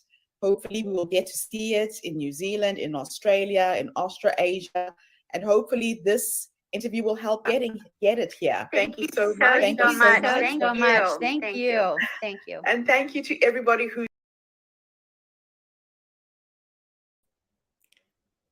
Okay, that was a bit of a double vision with the double me showing up there, but fascinating product that is going to help women who are suffering from heart failure or heart-related diseases, the cardio bra.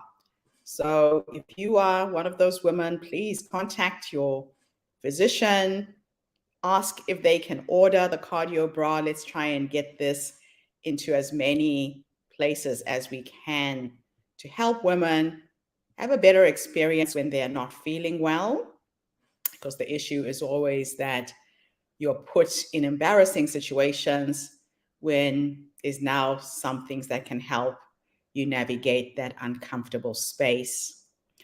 So I'm going to play our next set of videos, and hopefully our internet will not break down again. But before I do that, let's just have a little inspiring message from the women around the world who are sharing messages for International Women's Day.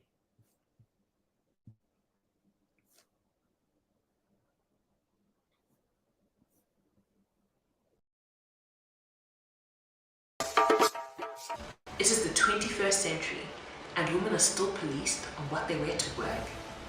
HR handbooks are riddled with dress codes that define the appropriate length of our dresses and our skirts, how much arm to expose, yet nothing on how tight a man's shirt or suit should be.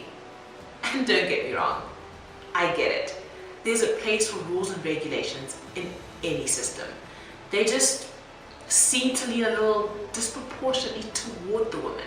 It's all right.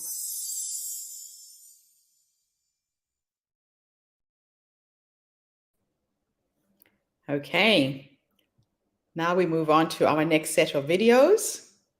And like I said, hopefully the technology holds.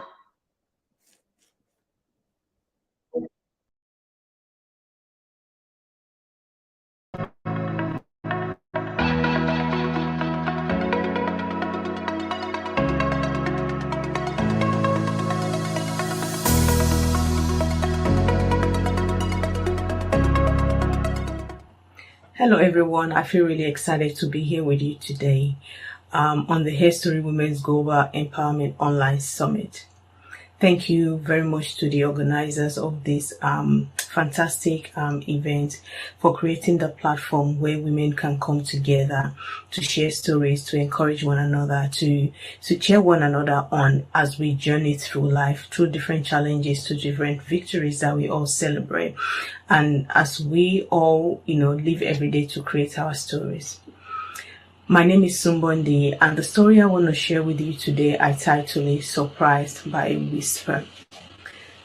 Before I continue, I'd like to acknowledge that the earth is the Lord's and the fullness thereof, to recognize that we are being gifted with so many resources and that we are custodians or stewards of, if you want to say that. And that brings me to acknowledge the land on which I live and I work. I want to acknowledge the Ghana people who are the traditional owners and the custodians of the Adelaide Plains region where I live and from where I am speaking to you today. I'm not sure which land that you sit on as you listen here in the world, but just take a moment to think about what that really means, the privilege that you have to be able to live and to work on that land, to be able to be part of the story that is being created on that land, and to recognize that the land in which you live and work, there are stories on that land. Sometimes those stories are pleasant and sometimes they are not. And to recognize that, part of the privilege that we have is that we are able to live here and to work here and benefit from the suffering of the traditional owners of the land. And to recognize that even though we are able to partake of the blessing of the land which we live in, it's not the case with everyone. I guess what I'm saying here is that stories are being created every day. We're living on stories and we are creating stories. So the responsibility that comes with that privilege is to think about everywhere you go, anyone you encounter, to recognize that each person have a story and to be curious about what is it about them. That's how we grow. That's how we learn. So thank you so much for the organizers of this event for giving us the opportunity to be able to share stories. To start off telling you my story, I will open up with a statement that says that within every one of us is the wisdom that knows what we don't yet know. Let that sink in for a moment. Within each and every one of us is the wisdom that knows what we don't yet know. But the thing to recognize about this is that this wisdom, it often comes in that still small voice. And in a very noisy and busy world, this still small voice gets drowned. This still small voice gets ignored. This still small voice gets missed. But if we learn to pay attention to this still small voice, we will be amazed or we'll be surprised at what comes out of it. Part of my story with you today is a surprise for me from a whisper that I got. A few years ago, I would say maybe about 7 years ago, I was putting together a few magazine edition of Queen Inside of You magazine, which I only did 4 issues of that. And that meant for each issue, I was able to write 4 poems, which I didn't think much of it. And for a number of years, those things sat on my computer. I didn't even think about them at all. But then in 2020, when coronavirus hit and we're all at home, I began to experience a lot of emotions. I began to experience a lot of feelings that I couldn't really explain. Sometimes I felt excruciating feelings. Sometimes I felt sadness. Sometimes I felt excitement. Sometimes I'm just reflecting on things. I was going through and experiencing things that I couldn't explain. And sometimes I cried. But I kept praying. I remember my husband would say to me, keep praying there, you know what you're doing. Because often I'll say, I don't know what I'm doing. I don't know what's going on with me. I feel like I'm overwhelmed. I feel lost. I don't know what's going on. He said, keep praying. You know exactly what you're doing. And then one day I felt this still small voice in me says, put words to every feeling, every emotion, every thought that you're experiencing. I'm like, okay. Because the confusing thing for me then was sometimes when I had different feelings, there was nothing externally that indicated that I should be feeling that way. Everything was fine, but I was feeling so many different things at the same time. But when I heard that still small voice that said to me, put words to every feeling, every thought, every emotion, you don't need to understand it, just pen it. So I'm like, wow. It wasn't until then I stopped fighting what was happening to me. I didn't understand it. I couldn't explain it, but I was fighting it. But when this still small voice came, it gave me a purpose for what I was feeling. And I began to write. One poem after the other. One poem after the other. And I would write them. And I would write them. I kept writing until it got to a point I'm like, okay, I've got all of these poems. What do I do with them? And then the next small voice comes, how about put them together in a book?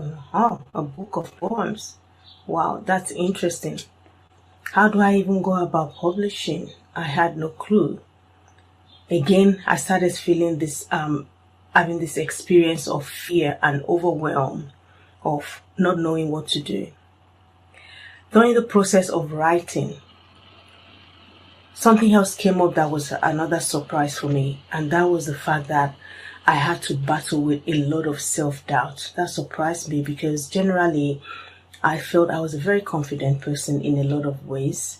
But in that moment, I realized that in a situation of unknown, my insecurities showed up. In the situation of unknown, fear showed up, doubt showed up. I remember so many times I had to battle through negative thoughts of who are you to think you want to write something? Who's going to listen to you anyway? Who cares to even read whatever you're going to write? And I remember I had to push through and pray through to keep on writing. Sometimes I had to say to myself, I may not understand, but I'm going to keep doing what I need to do. I'm going to keep doing what I need to do. And step by step, I started having more. And the more I wrote, the more that came. I remember when I'd written about 10. I'm like, wow, if I can write 10, maybe I can do 20. Mind you, I had no idea what I was going to write. But I set that goal of 20 after I had written 10. And slowly but surely, I started writing again. And I hit that mark. I'm like, wow, I did 20.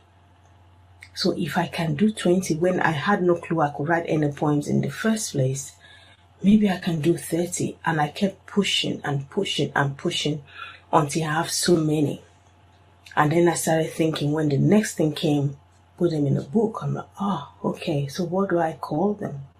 What do I name the book? Because these are all different poems.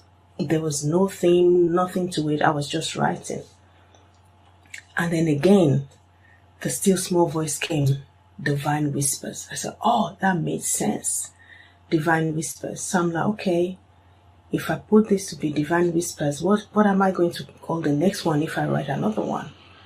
But I know the still small voice came again. Divine Whispers gonna stay, but each volume is gonna have different themes. Oh, wow. Well, I've written all of these things. Surely, maybe there's not gonna be any theme in them.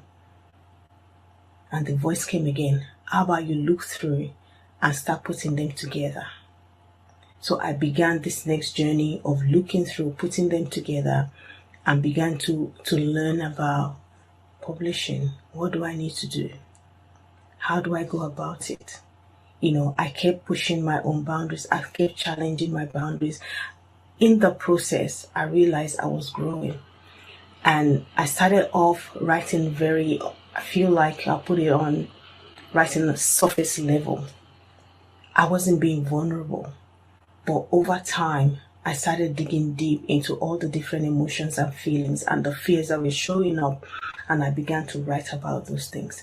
And I began to write about fear. I began to write about shame and scars and things like that. The other thing that came to me as a surprise is that in that process, while at the end of it, I could think that in a transactional way, when you write, you put things together, you get a product. That's a transactional outcome. So what was my transactional outcome of this process? I got a book of poems being recently published. But much more than that was something else that came out. There was a transformational outcome. That was what happened to the person. That was what happened to me in that process. From one still small voice, from one whisper, going through the journey and the process, at the end of it, there was a transactional outcome. I got a book published. But far more than that book, if I have to be honest, is the transformational outcome that came about. The person I was when I started to write is not the same person that I am now, because the journey and the process of writing actually helped me to deal with a lot of stuff within myself that showed up that I wasn't really aware, because I'd gotten to a place, I was familiar with the familiar, I was comfortable, I was confident, but when I had to dip into waters I had not been in before, all of these things came up. And I'm glad I went on that journey, because I'm a better person for it. So I guess I'm sharing this story. It's not new to you. You can imagine that at some point in your life, you've heard that still small voice saying something to you. Something that probably didn't make sense. Like in my case, to write poems and all of that, I wasn't that person as far as I knew. But that wisdom knew better. The voice that came from a place of knowing that I didn't know. But I guess what I'm saying here is that we need to trust that voice, even if we don't know, because the wisdom knows better. We need to be able to submit ourselves to the process, even when we don't understand. We need to challenge our own fears and boundaries and allow us to go through that process. At the end of it, we'll be better for it. So what are some of the things that, I could think about in terms of this process, this journey, listening to that whisper, and, at the end of it, having a transactional outcome and a transformational outcome? I think one of the key things, number one, will be to pay attention. Self-awareness is very, very important, because it gives us the opportunity to be able to notice what's going on for us, what's not going on for us, how am I feeling, what emotions going on, what am I noticing around me.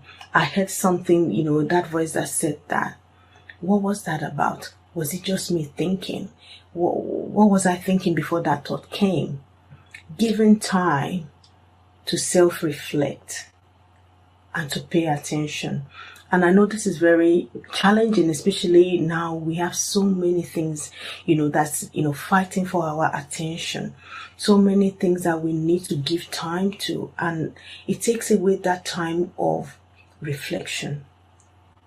My point here is that we need to create time to reflect. We need to create time to pay attention to ourselves and what is going on for us.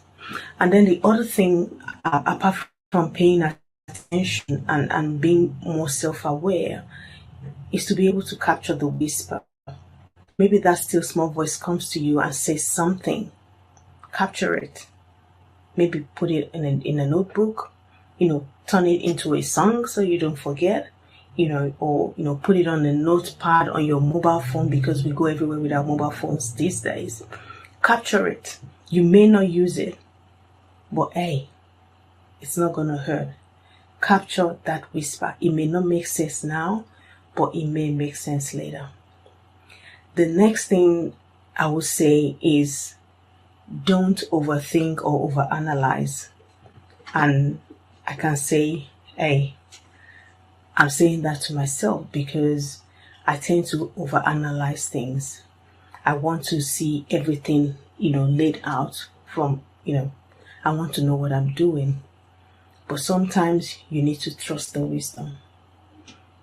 Don't overthink, don't overanalyze. It may not make sense in the minute, but in time, it will make sense. Then the next thing is, you're paying attention, you're noting things, you're writing these things down, and you have something that, looks like, okay, maybe that makes sense, or it doesn't yet. Take action. What action do you need to take from the whisper, from that still small voice, from what you've heard? What action do you need to take? Do you need to go take that form to apply for that studies? Do you need to get a new jotter and start writing things down? Do you need to get a notebook next to your bed at night so that when you wake up with a thought, you're writing them down? Take action. Do something about the whisper. Do something about the wisdom that is coming to you. It may not be big. Oftentimes it seems like little, but that little whisper is going to become an echo if you take action and you run with it. And I think one of the other things is to submit to the process. Submitting to the process is not always easy. It's going to ask of you, because if you want to become somebody different, you're going to have to let go of who you used to be. So it's going to challenge you. It's going to push your limits. It's going to push your boundaries. It's going to force you to become vulnerable, to go to places within yourself that you probably don't want to go to places within yourself that make you feel exposed, like everyone's going to know what I'm thinking in my head when I put it in a book. Oh my goodness, what's going to happen?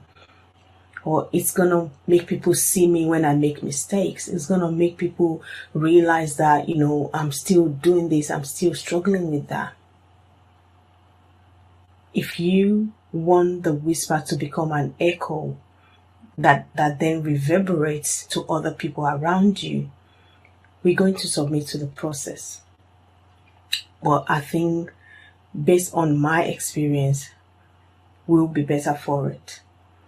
Apart from getting the transactional outcome that I call it, maybe a tangible thing, a tangible product, a tangible result. But more than that is a transformational outcome, which is a person that you become in the process.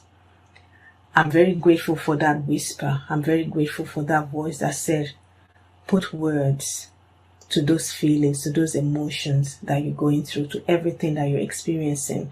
You don't have to understand it, but put words to them. It was something I could have just ignored. And I look back and I wonder how many whispers I've ignored and what they could have become today if I'd followed through. But at the same time, I'm grateful that I listened to that whisper and I followed through. And at the end of that whisper, again, like I said, is a book published of poetry that I didn't think, it wasn't even anything I started out that I wanted to publish a book of poetry. But that's an outcome of submitting to that process. But to me, so much more than that is the person that I've become in that process. This is my story.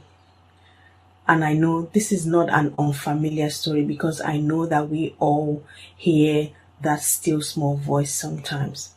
But it comes in ways or says things that are so unfamiliar to us, or they seem so insignificant that we often ignore them.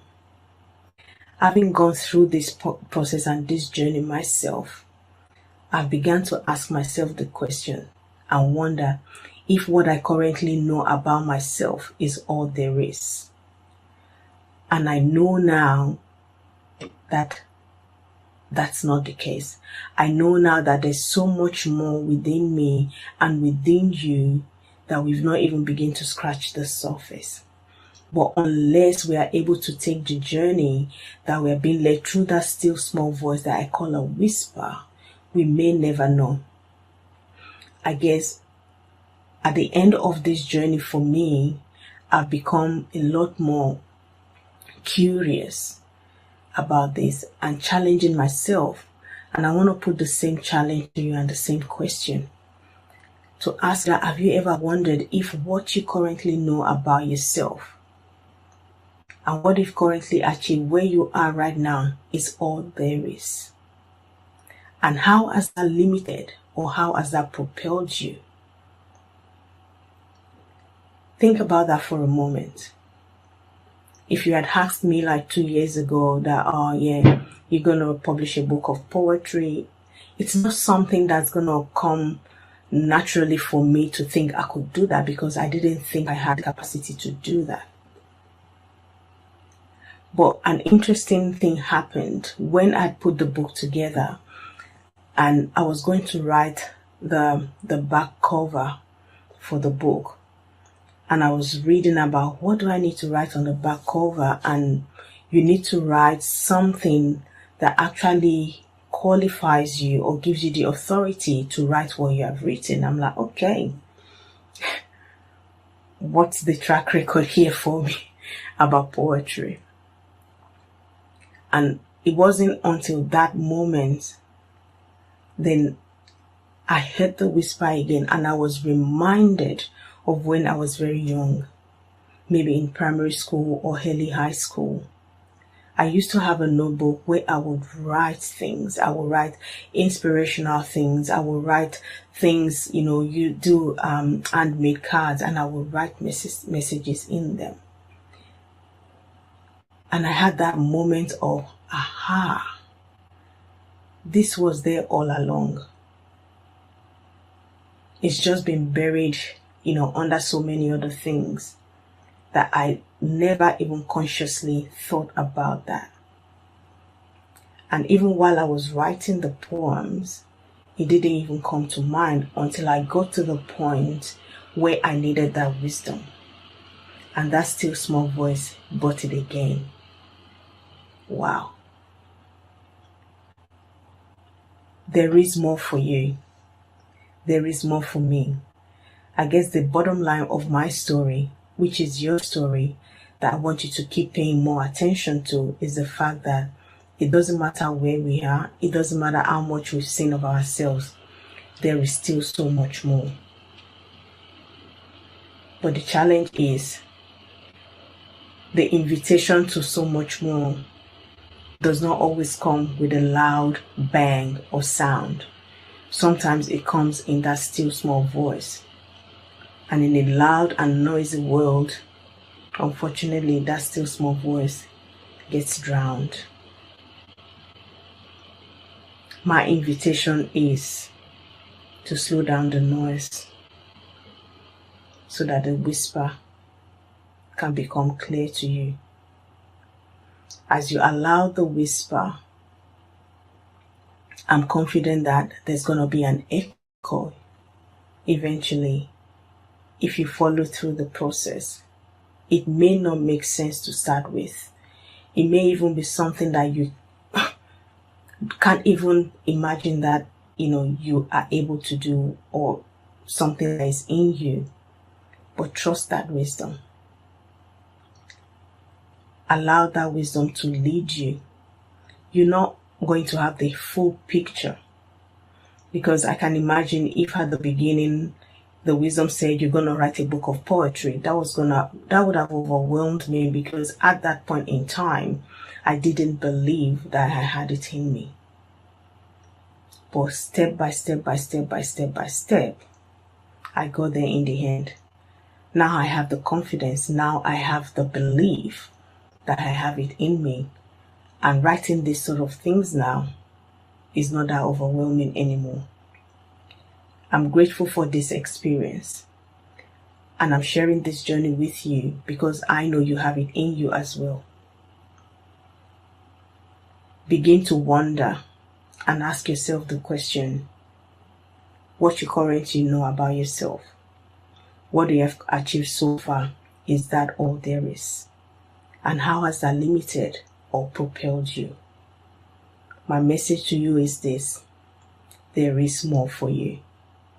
Thank you so much for listening. It's been a great honor to be here, and I hope that you've enjoyed this story.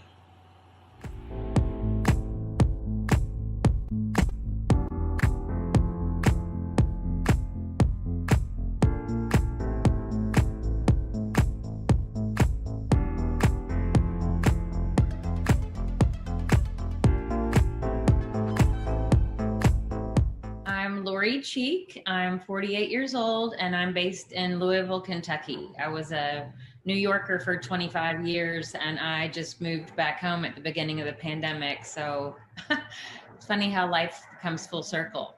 I'm back where I grew up. But yeah, in New York City, I remember leaving a very small town and going to a city of 8 million people and finding it really impossible to make friends in a city of that many people, which was sort of mind-blowing because I thought it would just be super easy. And even in the world of dating, it was really difficult to find a date. But throughout all those years, I just remember there were so many missed connections. So like you see someone in a subway and then you get out, you may never see them again. You know, someone that might catch your eye or you find attraction to. And then one night, 16 years into my career of architecture and design, I was out to dinner with a colleague and he scribbled on the back of his business card, "Want to have dinner?" And he slipped that to an attractive woman as we were leaving the restaurant. So he left with a date and I left with this idea that I couldn't stop thinking about. And, you know, throughout that 16 years in my corporate career, I came up with so many ideas, so many inventions, but none that I couldn't stop thinking about the way that I couldn't stop thinking about this idea. I actually have the product right here on my table. But basically, based on that card handing that my friend did that night, I wanted to take the business out of the business card and already have sort of a fun saying on the card. So I invented this deck of cards called Cheeked. And there were 50 cards in a deck and you could slip it to that intriguing stranger on the subway and it says you've been cheeked. And on the other side, it said one of 50 different things. Like this one says emotionally available. Some of them said, well, first time for everything. There's one that says, I think you dropped this. I couldn't find a napkin. So this sort of replaces the lipstick and the phone number on the napkin. Anyway, I just thought it was a nice, non-intrusive, intriguing gesture to slip these cards to people. And they had a code on them. Each one was numbered like a checkbook. So if I handed you this card at a coffee shop, you would go onto our website and type in that code and you could find my online dating profile on our website. Gosh. So it was like a reverse engineered online dating site. And it took me 2 years to build that. I walked around in circles with this idea for a year and finally found a couple of people that helped startups start up and they became my business partners. And a year later, we launched our business. Our graphic designer was actually based out of Dunedin, New Zealand. So not far from serious. Yeah. How amazing is that? The dating world certainly is challenging. And it looks to me like you gave people a very simple way of making that connection. It used to be you would go to a pub or a bar and your eyes clash across the room and conversations start. But now with technology, people are so distracted.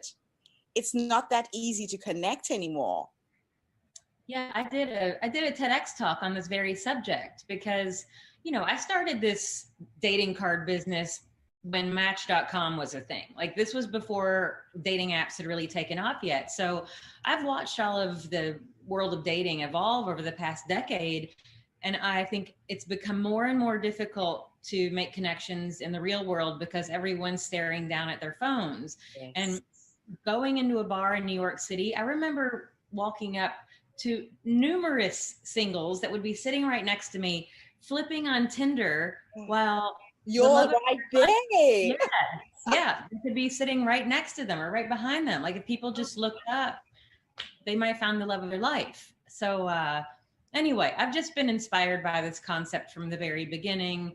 And what I really loved about this is it was sort of taking online dating back to the real world. So you saw the person in person, you handed them an invitation to take it back online, and it was a safe, privacy protected way to tell someone that you like them or you want to see them.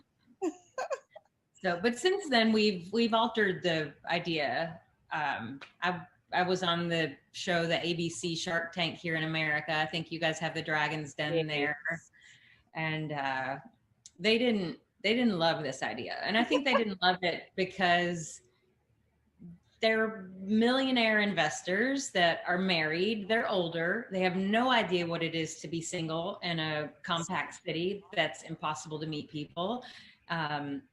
And I don't think they loved the idea that I didn't make a lot of money in the time that I had launched the business. So we changed the app into a Bluetooth dating app. So we got rid of the cards, which I still love this card concept and would love to bring it back one day. But we have a Bluetooth dating app that connects people within a 30-foot radius. So if you were to walk into a crowded bar or a nightclub, it would tell you all the other singles that are there. So instead of handing a card, it's like a real-time right here dating app that you can either send someone a note or you could walk over and be like, hi, because you know they're single and available and want to meet someone too. Oh, how intriguing. So the platform really evolved in a very, very magical way. It did. And yeah, COVID hasn't made much sense for our app because in a time of distancing. Yes, now you kind of need to think of something else. I'm looking forward to seeing what it is you will come up with. So tell me, if we had an entrepreneur who's online right now, who has a crazy, wacky idea, is scared, is frightened, has no idea where to start, based on what life has taught you, your business career has taught you, what 3 nuggets of wisdom would you give that younger person? This could be the younger you when you were starting off. What would you have wanted to have known? You know, like I said, I'd come up with tons of inventions over almost 20 years. And, you know, I ran this idea about these cards by hundreds and hundreds of people. And I remember a lot of people saying, you shouldn't be sharing your idea with everyone. But on the other hand, I think by sharing it, I got enough feedback of people that would email me 3 weeks later and said, I just saw the love of my life on the subway. I need your product. And it happened to me too. I passed all sorts of intriguing strangers and I wish I had my own product. Like I personally needed it, wanted it, and I didn't care if the rest of the world wanted it. I still wanted to build it for me. Oh, yes. Yeah, so I think it is positive to go around and, you know, sort of use your network as a focus group to see if it makes sense to build it. And if you just believe in yourself and give up self-doubt, I think it could be the ride of a lifetime. You know, I've been through tons of struggles over the past 13 years since I came up with this idea, but I wouldn't change anything because this has been, I mean, it's a lifestyle. It's not a job anymore. I'm my own boss. It's entrepreneurship, I say, is a blessing and a curse because now that I'm an entrepreneur, there's no way I can go back and work for someone else. So I don't know. It's been pretty amazing. Yeah, they actually say when you do go into the entrepreneurial world, they say that if a man pays you a salary, they're telling you how much you're worth and you're accepting it. But when you delve into this world, you're literally writing your own check. And like you said, you're not working. It's fun. It's like a game, right?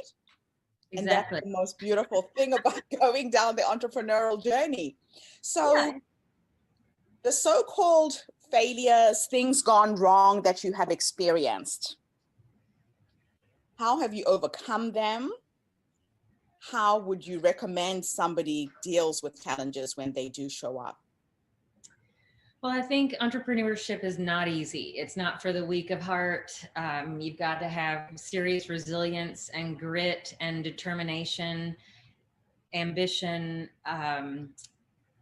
yeah, it's not an easy ride, and I think it's way more difficult than you could ever imagine, but it's so much more worth it when you get to the end. But I've been through so many failures through this that wouldn't even have enough time to talk about this. But I think it's important to make mistakes. You learn from your mistakes, you get smarter. But I say don't stew on them. Make them quickly, learn from them, and move on. And you've got to be a big problem solver through all of this. So one of the biggest mistakes I ever made was we got covered in the New York Times soon after I launched my business on the cover of the style section. And it said, move over Match.com. This is the next generation of online dating.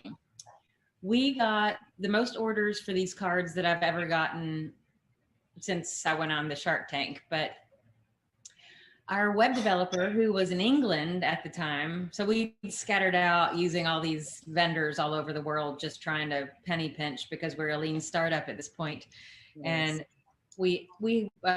our financial thing was based on a recurring subscription model. So when everybody paid us with the credit card, 1 month later, their cards were going to get hit again with a $9.95 subscription fee. Anyway, that developer in England had that button ticked off that didn't save anyone's credit card. So we lost every single customer. It was the biggest financial mistake I made through my business. I mean, based on our average lifetime user, we added up our customers, and that was probably a $30,000 mistake. Oh my gosh.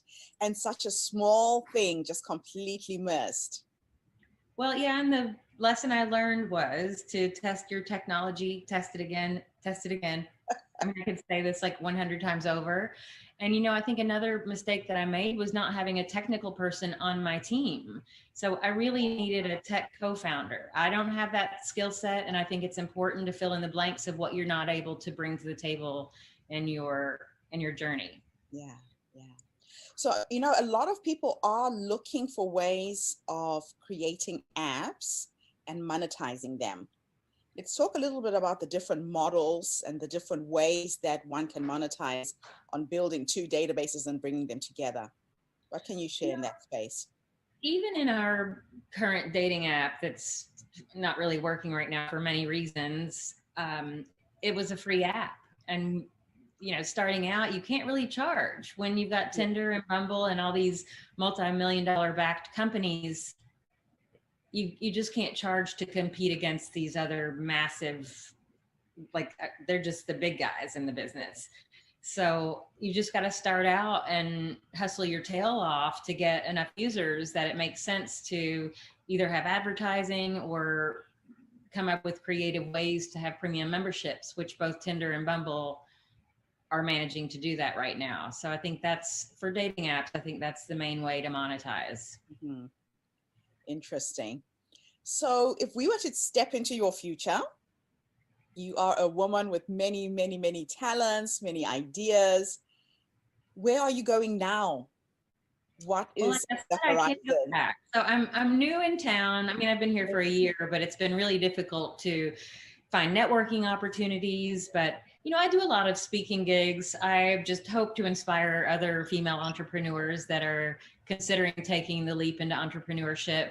I would love to mentor some startups here in the Louisville, Kentucky area. I think it's a sort of a new tech scene, and I'd love to bring that, what my history and background of the New York City tech scene to here and entrepreneurs in Louisville, Kentucky.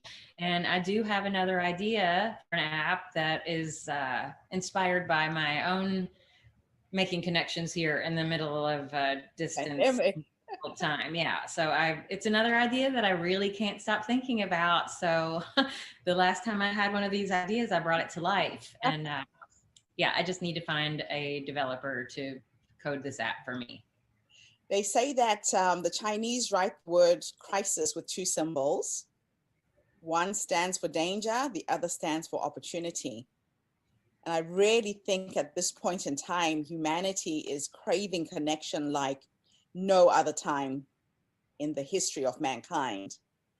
And I really think whatever it is you're working on, if it's going to be connecting people, it is going to go far. It's just amazing what is coming. You just gave me chills by even saying this. Yeah. And that's why I was saying when we finished the interview, don't go away, because when I read your profile, I thought to myself, oh my gosh, I've met someone. I want to pick your brain. But I just want to thank everybody who's come online. You know, a lot of us have got ideas, but we are fearful. And everything you want is on the other side of fear. You just have to break that fear barrier. Give it a try. Look, it's better to have tried and failed than to go to your grave with regrets. Am I right, Lori? Oh my God, it's like my motto. I love it. So thank you everybody for tuning in today. I told you we have some amazing women stepping forward and sharing their stories. I believe we change the world through our stories. One woman at a time, one story at a time. So if you are that entrepreneur and you have an idea and you're feeling scared, just do it. You have nothing to lose but regret. And thank you again, Lori, for showing up and sharing your story with us today. Thank you for having me.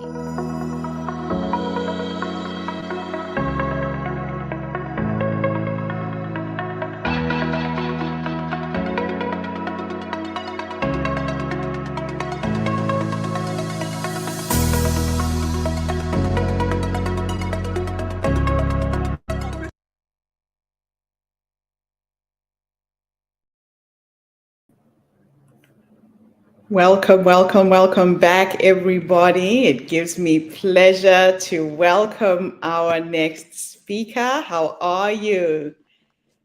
Stephanie, wonderful to have you with us this morning. Hello, Gertrude. Hello, everyone.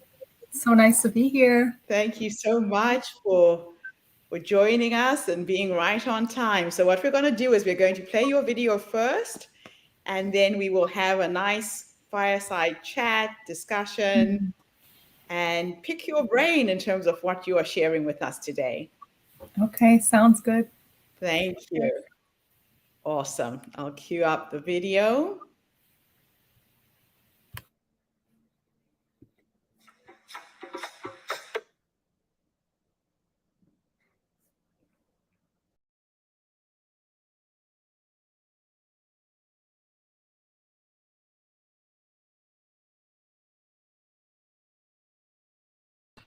And today I'm here to talk about the courage to be reborn and the courage to change. And this is a topic that has interested me because of my personal experience with dying to my old self and actually having a real fascination with death and dying since I was young, actually. And it took me a couple of decades, a few decades now, to actually unpack why do I feel that death is such an important theme to investigate, to explore, to penetrate while we are still alive. And so far, the course of my life has shown that the reason why it's important to examine our beliefs and our understanding of death is so that we can actually live a beautiful life. And what I have seen about the courage to change, the courage to live the life that is authentic to you, is that we actually have to be willing to die to our old self, to die to the self that was conditioned by familial expectations, societal expectations, perhaps religious expectations. And that requires courage. And that also requires an understanding that if we allow things to die, if we allow ourselves to let go, then we can actually be reborn. Then we can actually be renewed. What I see with the state of our world today is that a lot of the problems that we have stem from the inability to let go, from the attachment only to forward movement, only to accumulation, without ever actually valuing the letting go process, the dying process, the melting away process. And that's actually a feminine energy. In the Chinese tradition, this is the yin energy, the Y-I-N energy, as opposed to the masculine yang energy, the energy of the sun, brightness. The yin energy is the energy of the moon. It's a circular energy. It moves in rhythms that don't have a linear timeline of point A going directly to point Z. Now, the reason why our societies today are filled with a lot of fear and anxiety around the state of our health, our physical health, and the fact that so many people are actually dying from various sources. But one of the sources would be that our physical body is not actually in optimum health. Why is that? I actually see that, interestingly, paradoxically, as due to our lack of understanding and acceptance of the cycle of birth and death, birth and death, birth and death. So for me, I shared this in the Herstory interview, podcast interview already. In 2013, I started going through my own rebirthing process. And this rebirthing process involved a dying of my old self, which was very much on a trajectory that was very much encouraged and accepted by my more traditional Asian Chinese family values. And this was the path of higher education, of academia, of study and research. And it was something that, I was well suited to based on my skills, based on my mind, based on my upbringing. And yet there was a part of me that was unfulfilled by this path. And so even though I was on a PhD path that lasted almost 7 years, it was in the 7th year, in 2013, that my soul, if you will, began to yearn for something different. Now, what that different thing is, I had no idea. And this is where the courage to change, the courage to die so that you can be reborn, comes in. So even though I didn't know what my world would open up to when I paused or stopped or let go of the academic path, I still had to have the courage to do that. And, life is a great adventure, and death is also a great adventure because we don't know what is going to happen after that. Interestingly, my PhD and academic work was still centered around these questions that I've been interested in for a long time, including what is our relationship with death and dying while we're still alive. And I want to share now some of what I observed in the Buddhist tradition and how the Buddhists that I was studying, which was Chinese Buddhists in the 1920s and 30s in China, that was about a decade or two before the Communist Revolution, which took place in the late 1940s. And the war ended, the Civil War ended in 1949 with the takeover or the victory of the Communist Party. I was studying Chinese Buddhists in the 1920s and 30s, and they were engaged in a process of coming more and more into contact with Western ideas, of kind of democratic organization, thinking outside of the box, outside of tradition. And China was a dynastic nation, or if you could even call it a nation. It was based on emperors ruling for a period of time, and the ruling party would basically be emperors and a couple of empresses. For over 2,000 years, China was in an imperial system where it was a top-down kind of system. That system was overthrown only in 1911. this 2,000, 3,000-year-old dynastic imperial system. So during the 1920s and 30s, which was when I was studying these Chinese Buddhists, they were engaged in a period of modernization and revolution, essentially, within the structures of their spiritual tradition. Now, at that time, Buddhism, many of the teachers or leaders of Buddhism at that time were saying that Buddhism had lost its essence by becoming too engaged with performing functions like especially rituals around funeral rites. So when people would die, these monks or monastic Buddhists would be hired to perform rituals. And so there was a lot of exchange of money that had to do with giving these monks money in exchange for rituals. And many Buddhists were saying that this is not really capturing the true essence of Buddhist teachings, which is about how to cultivate compassion, how to cultivate wisdom, and how to cultivate our mind so that we can have the right understanding about life and death and how to engage with the world. So interestingly, there was a criticism around Buddhism at that time that it was over-focused on death. Nonetheless, I decided to study how were these revolutionary Buddhists, how were these reform-oriented Buddhists engaging with the question of death and dying. And this is when I discovered information that I feel is extremely relevant to where we are now.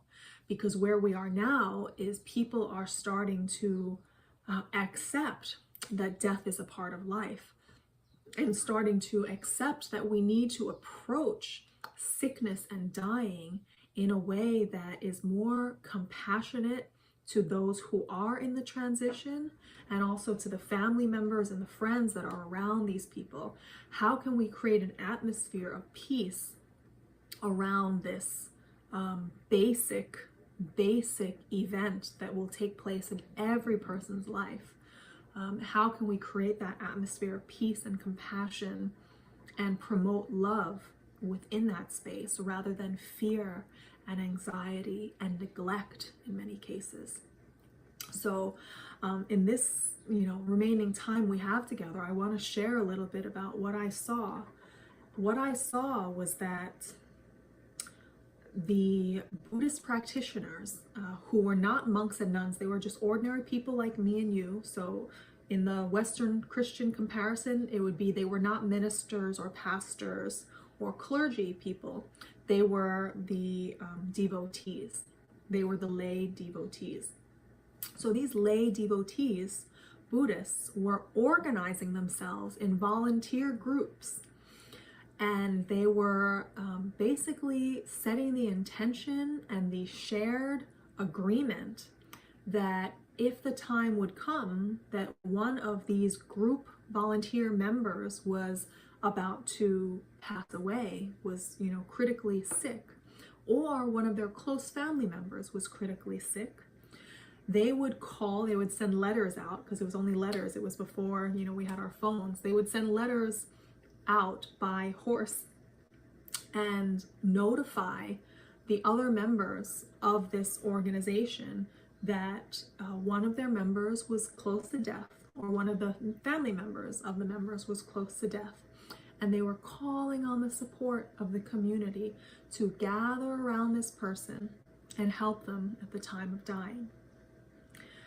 Now, what was important for the Buddhists, based on Buddhist values, how to assist the dying and how to assist the family members of the dying, centered around creating a peaceful atmosphere and a calm mind. And the way that they engaged in this practice of calming the mind was through reciting a Buddha's name, a Buddha named Amitabha. And the Buddha you can think of as a symbol of an awakened, wise, compassionate being. So this Buddha was very popular in China for already 1,000, almost 2,000 years. And so they recited the Buddha's name in order to generate these qualities of love, compassion, peace, healing, generosity. All these qualities are contained in the name of that Buddha. So they would use simple instruments of a bell and a little wooden drum. And they would gather around the bed of the dying and use the bell and the drum to chant the Buddha's name around the bedside. And they would go in shifts of 4 to 5 people around the bed of the dying and chant for a few hours, a couple hours at a time, and then they would switch shifts, especially when that person was in critical condition and about to pass away. And that's because the Buddhists believed that it was really important to have a calm mind at the moment of death. The other volunteers who would come to the house of the dying person would have the task of caring for the family members and calming their minds and hearts by speaking gentle words and encouraging them to let their family member go, reminding them that death is a part of life and it's okay to let go when the time is right. So these volunteer groups had those 2 purposes: to comfort the dying and help ease their mind and fear, and to calm the fear and the anxiety of the family members. And this is something that I'm really passionate about sharing, because my vision is to have more people create volunteer groups such as this. And they don't have to be Buddhist oriented groups. They could be non-denominational, or they could be according to a certain religion's values, like a Christian or Buddhist or Muslim or Hindu or New Age, whatever. But how can we come together in this time where more and more people are willing to face the reality of death? Because it's not like death is something new, but we're willing to face the reality of death. And we're starting to see where are the cracks in our system that do not address the emotional and spiritual well-being of people as they pass. So this all kind of ties back in to the theme of the courage to be reborn, the courage to change. And I think during these times, it's a time of change. It's a time where we're envisioning new ways of being. And so I just hope that this sharing sparks some new ideas in you and gives you some of that fire and that courage to let go and die to old parts of yourself that no longer serve, old ways of being. Collectively, we can let go of old ways of being that no longer serve, and we can allow ourselves to birth new solutions, new ideas, new ways of sharing and caring for each other. So thank you so much for listening. Again, I'm Stephanie Lyra Lynn, and it's been a pleasure talking with you today. Aloha.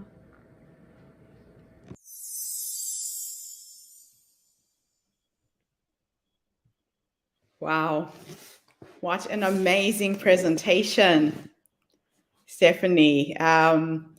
You know, just listening to you speak, there is a stillness in you, in your whole presence. And I'm sitting all the way across the world in Australia. You're out there in Hawaii. Your energy comes across with such peace and grace. I just wanted to reflect that back to you before we get started.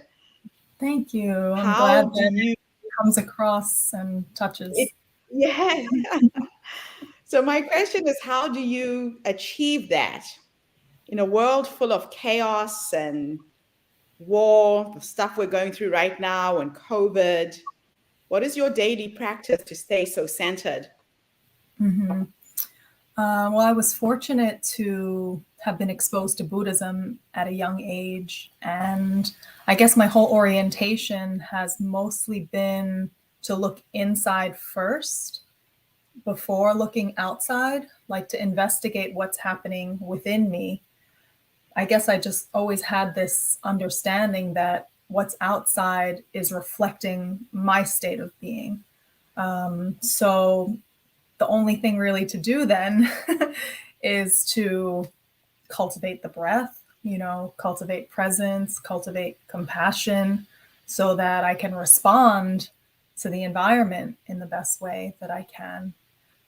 So I think I was just fortunate to have been exposed to some teachings and ways of being that understand that this life is very dynamic and colorful, and there's people and things happening and emotions.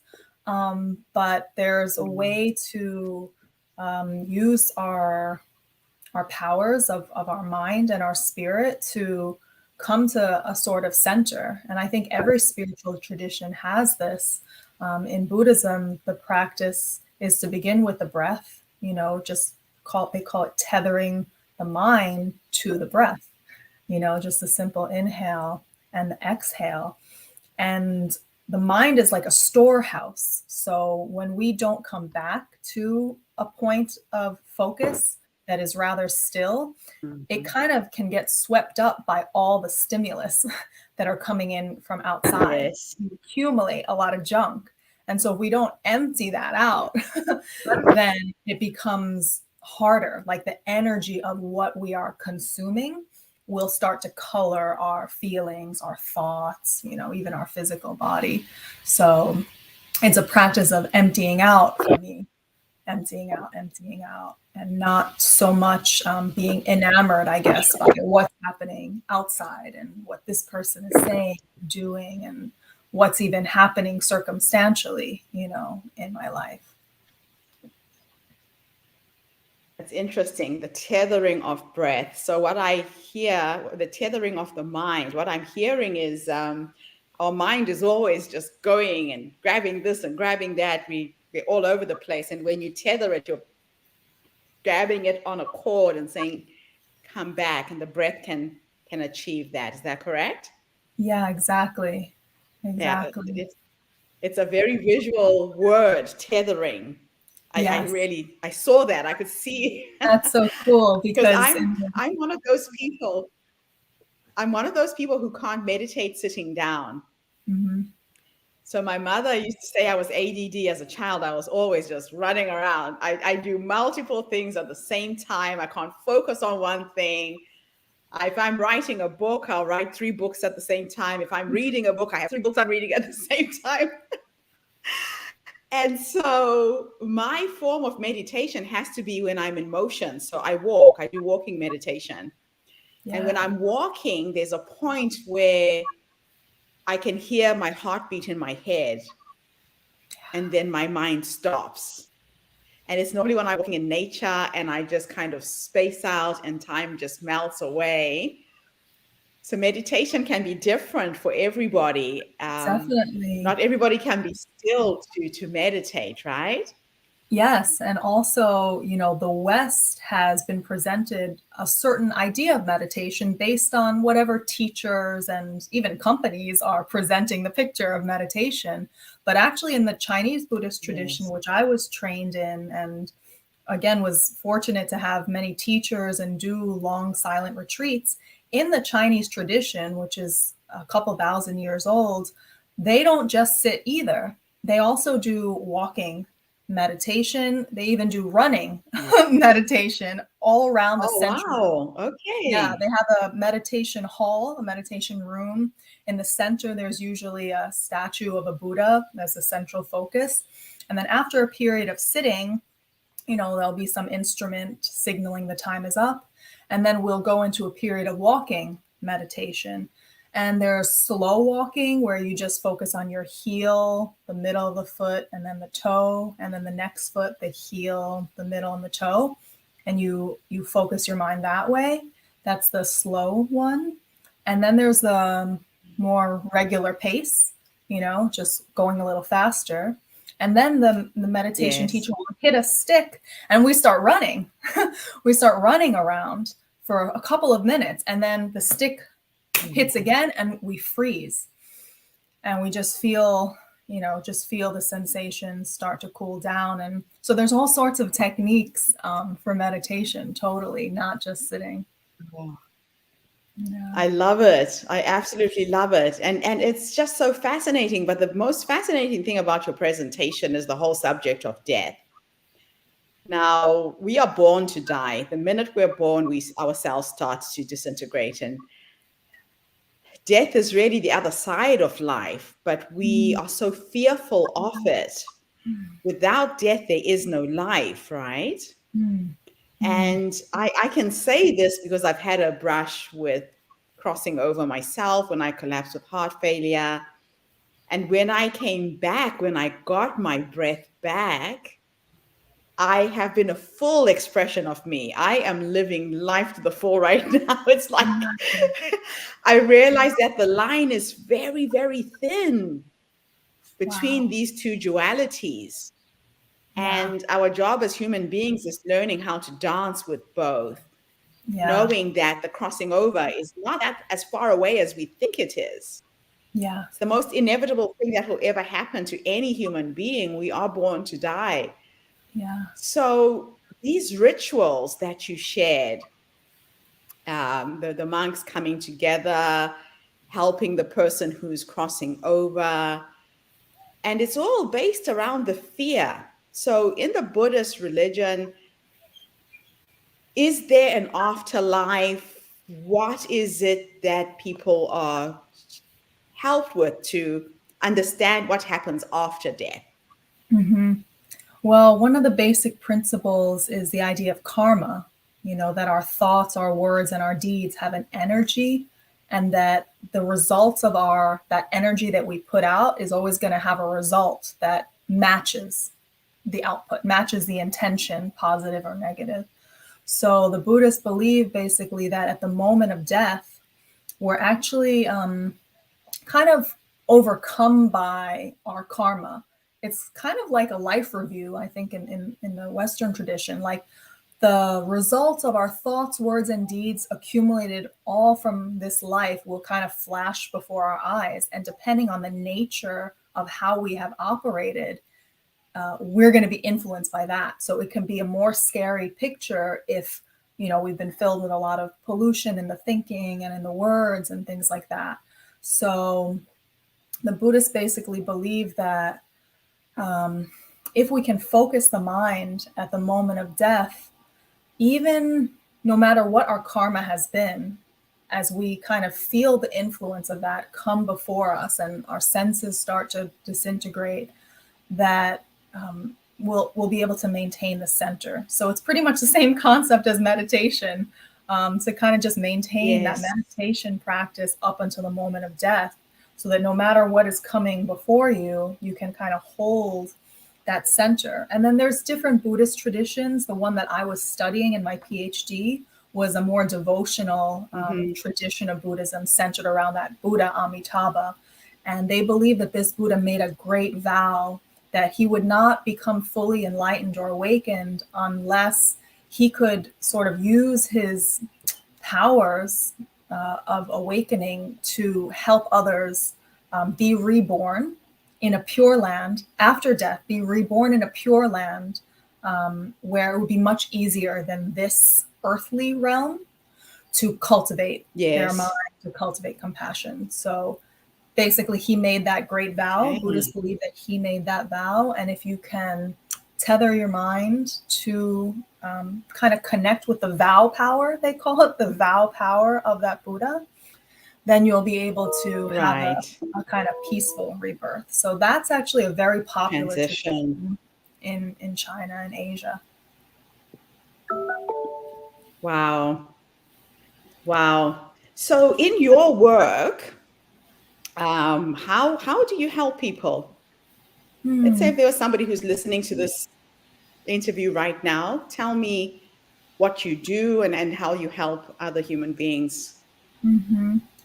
Yeah, a lot of it involves kind of investigating the mind, understanding how our thinking about certain events that have taken place are kind of creating the same emotional patterns that they may be coming to me with, such as anger or resentment, or maybe a feeling of depression.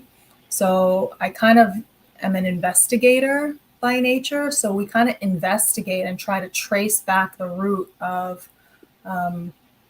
basically the story that they're telling themselves. So it's kind of like a practice of awareness. It's like I help create a space of awareness so that let's see clearly what's really happening, but without believing the story that they're telling, you know? So we kind of like unpack and disentangle everything.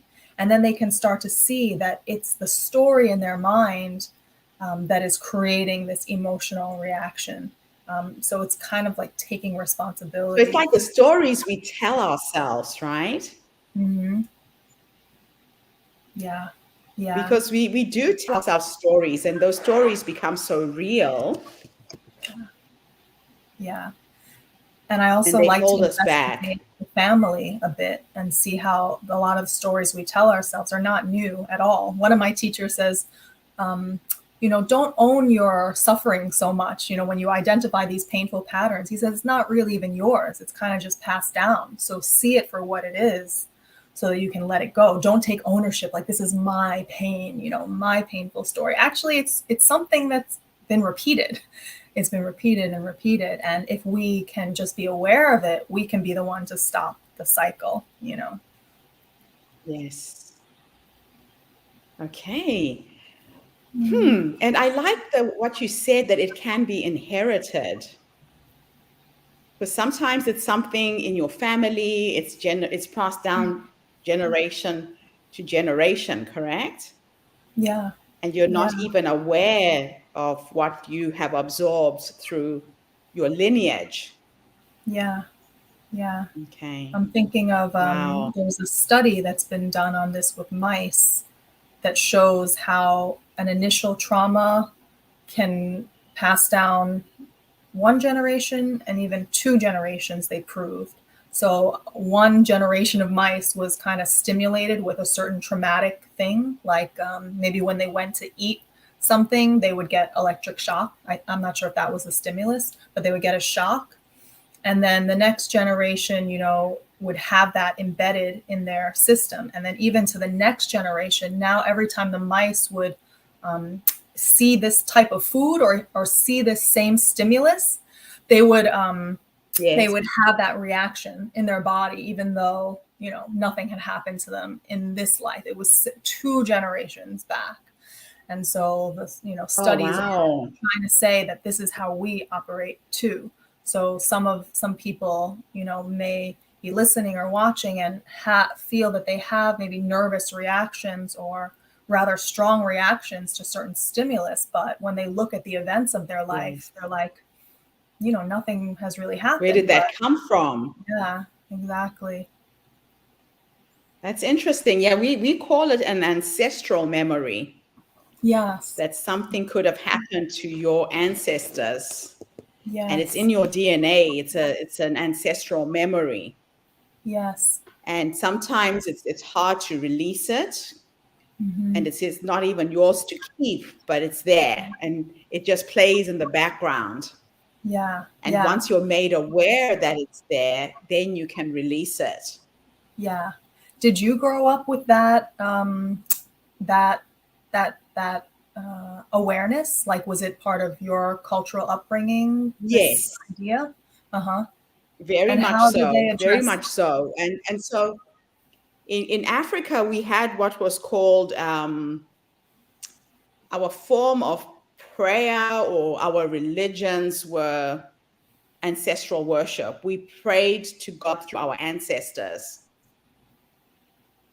So your ancestors were that intermediary being that you could communicate with the creator through, if that makes sense. Mm-hmm. So if I was praying to God, I would pray through my ancestors and they would deliver the message.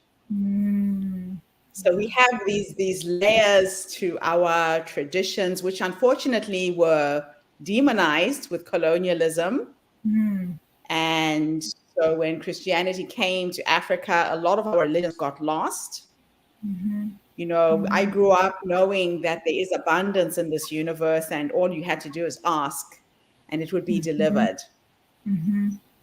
And so, what I have managed to do in my life is draw back on that wisdom and that knowledge from time to time. I remember certain things, and like I could move to a new country with $200, and I know I'm going to survive because all I have to do is ask.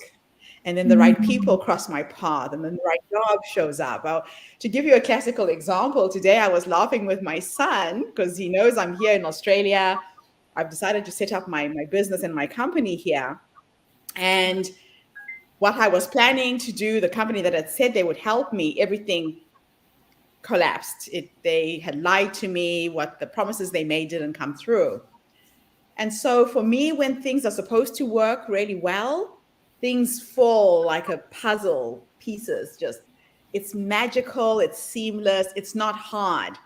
And when I feel that I'm efforting and it's hard work, I'm going the wrong way. So I walked away from an interesting deal, and then I started volunteering at a nonprofit called Initiatives for Peace. And I just wanted to be in a space where there was a garden because I'm living in an apartment. I wanted to touch the earth. I wanted to be in nature. And they were looking for a volunteer to create a herb garden. So I've been going every day. It's a good 45-minute walk there, 45-minute walk back. And as I'm walking, I go into my meditative space, right? And I stop thinking about my worries. And when I focus on others, it just distracts from all of the stuff that I'm going through because my blood pressure was coming back. All of my health issues were coming back. So I've been doing this for the last 6 weeks. And then a job opportunity showed up within that organization. And I didn't have a car. Now I can make use of the company car. And it's like everything that I needed was already there. Yeah. But when I stopped getting caught up in the drama of what was happening in my life, everything just became very, very clear. Yeah. And it sounds like you've just followed the next little step. Like you couldn't foresee how to get to that end goal, but it's just one thing at a time, You don't have aligned to and figure feeling everything good. out. Yeah. There is an interesting book called The Feeling is the Secret by Neville Goddard. I found an audio book on YouTube that I've been listening to. And it talks about not focusing on negative feelings. That the more you focus on the negative feelings, the more they come. And that our feelings are like our children. They will come whether you want them to or not. And they pass through us. The thing is not to get fixated on, oh, I'm feeling sad, because the more you say, oh, I'm feeling sad, the sadder you feel, right? Yeah. And that sometimes you just have to sit with the sadness for a while. It's part of the condition of being human. Yeah. But you can transmute the sadness into any feeling you want. It's a decision you get to make with your brain. Yeah. So it's a book that has really transformed my life. It talks about going to bed with that positive feeling in your head. The feeling of the things you want to be should be the last thing you go to sleep with, because your subconscious mind will keep processing that and trying to bring it into reality for you. Yeah. It's like a cultivation, something that we cultivate from the inside, which then, starts to open up the outer, rather than sometimes I think we're more taught when the outer starts looking good, then we can feel good, but it's the opposite. It's the other way around. Exactly. So that's been very, very inspiring for me. I'm sitting in a very magical space right now. I have no idea what's coming, but I can feel it's coming, So I'm excited. Yeah, I mean, I feel like you're sitting at the center of so much, like, this month, the Herstory that you're creating, and just all the women that you're speaking to. And exposing our stories and wisdom. I mean, there just feels like so much energy around you, so much positive energy that's around you, meaning it's coming from you. So I'm thanking you and grateful for you for how you're sharing your heart. No, I have to thank you too for coming and just reframing death. You know, these are subjects we don't want to talk about. We don't want to go there. Yeah. And yet it's the one sure thing that's going to happen to all of us. Right. Totally.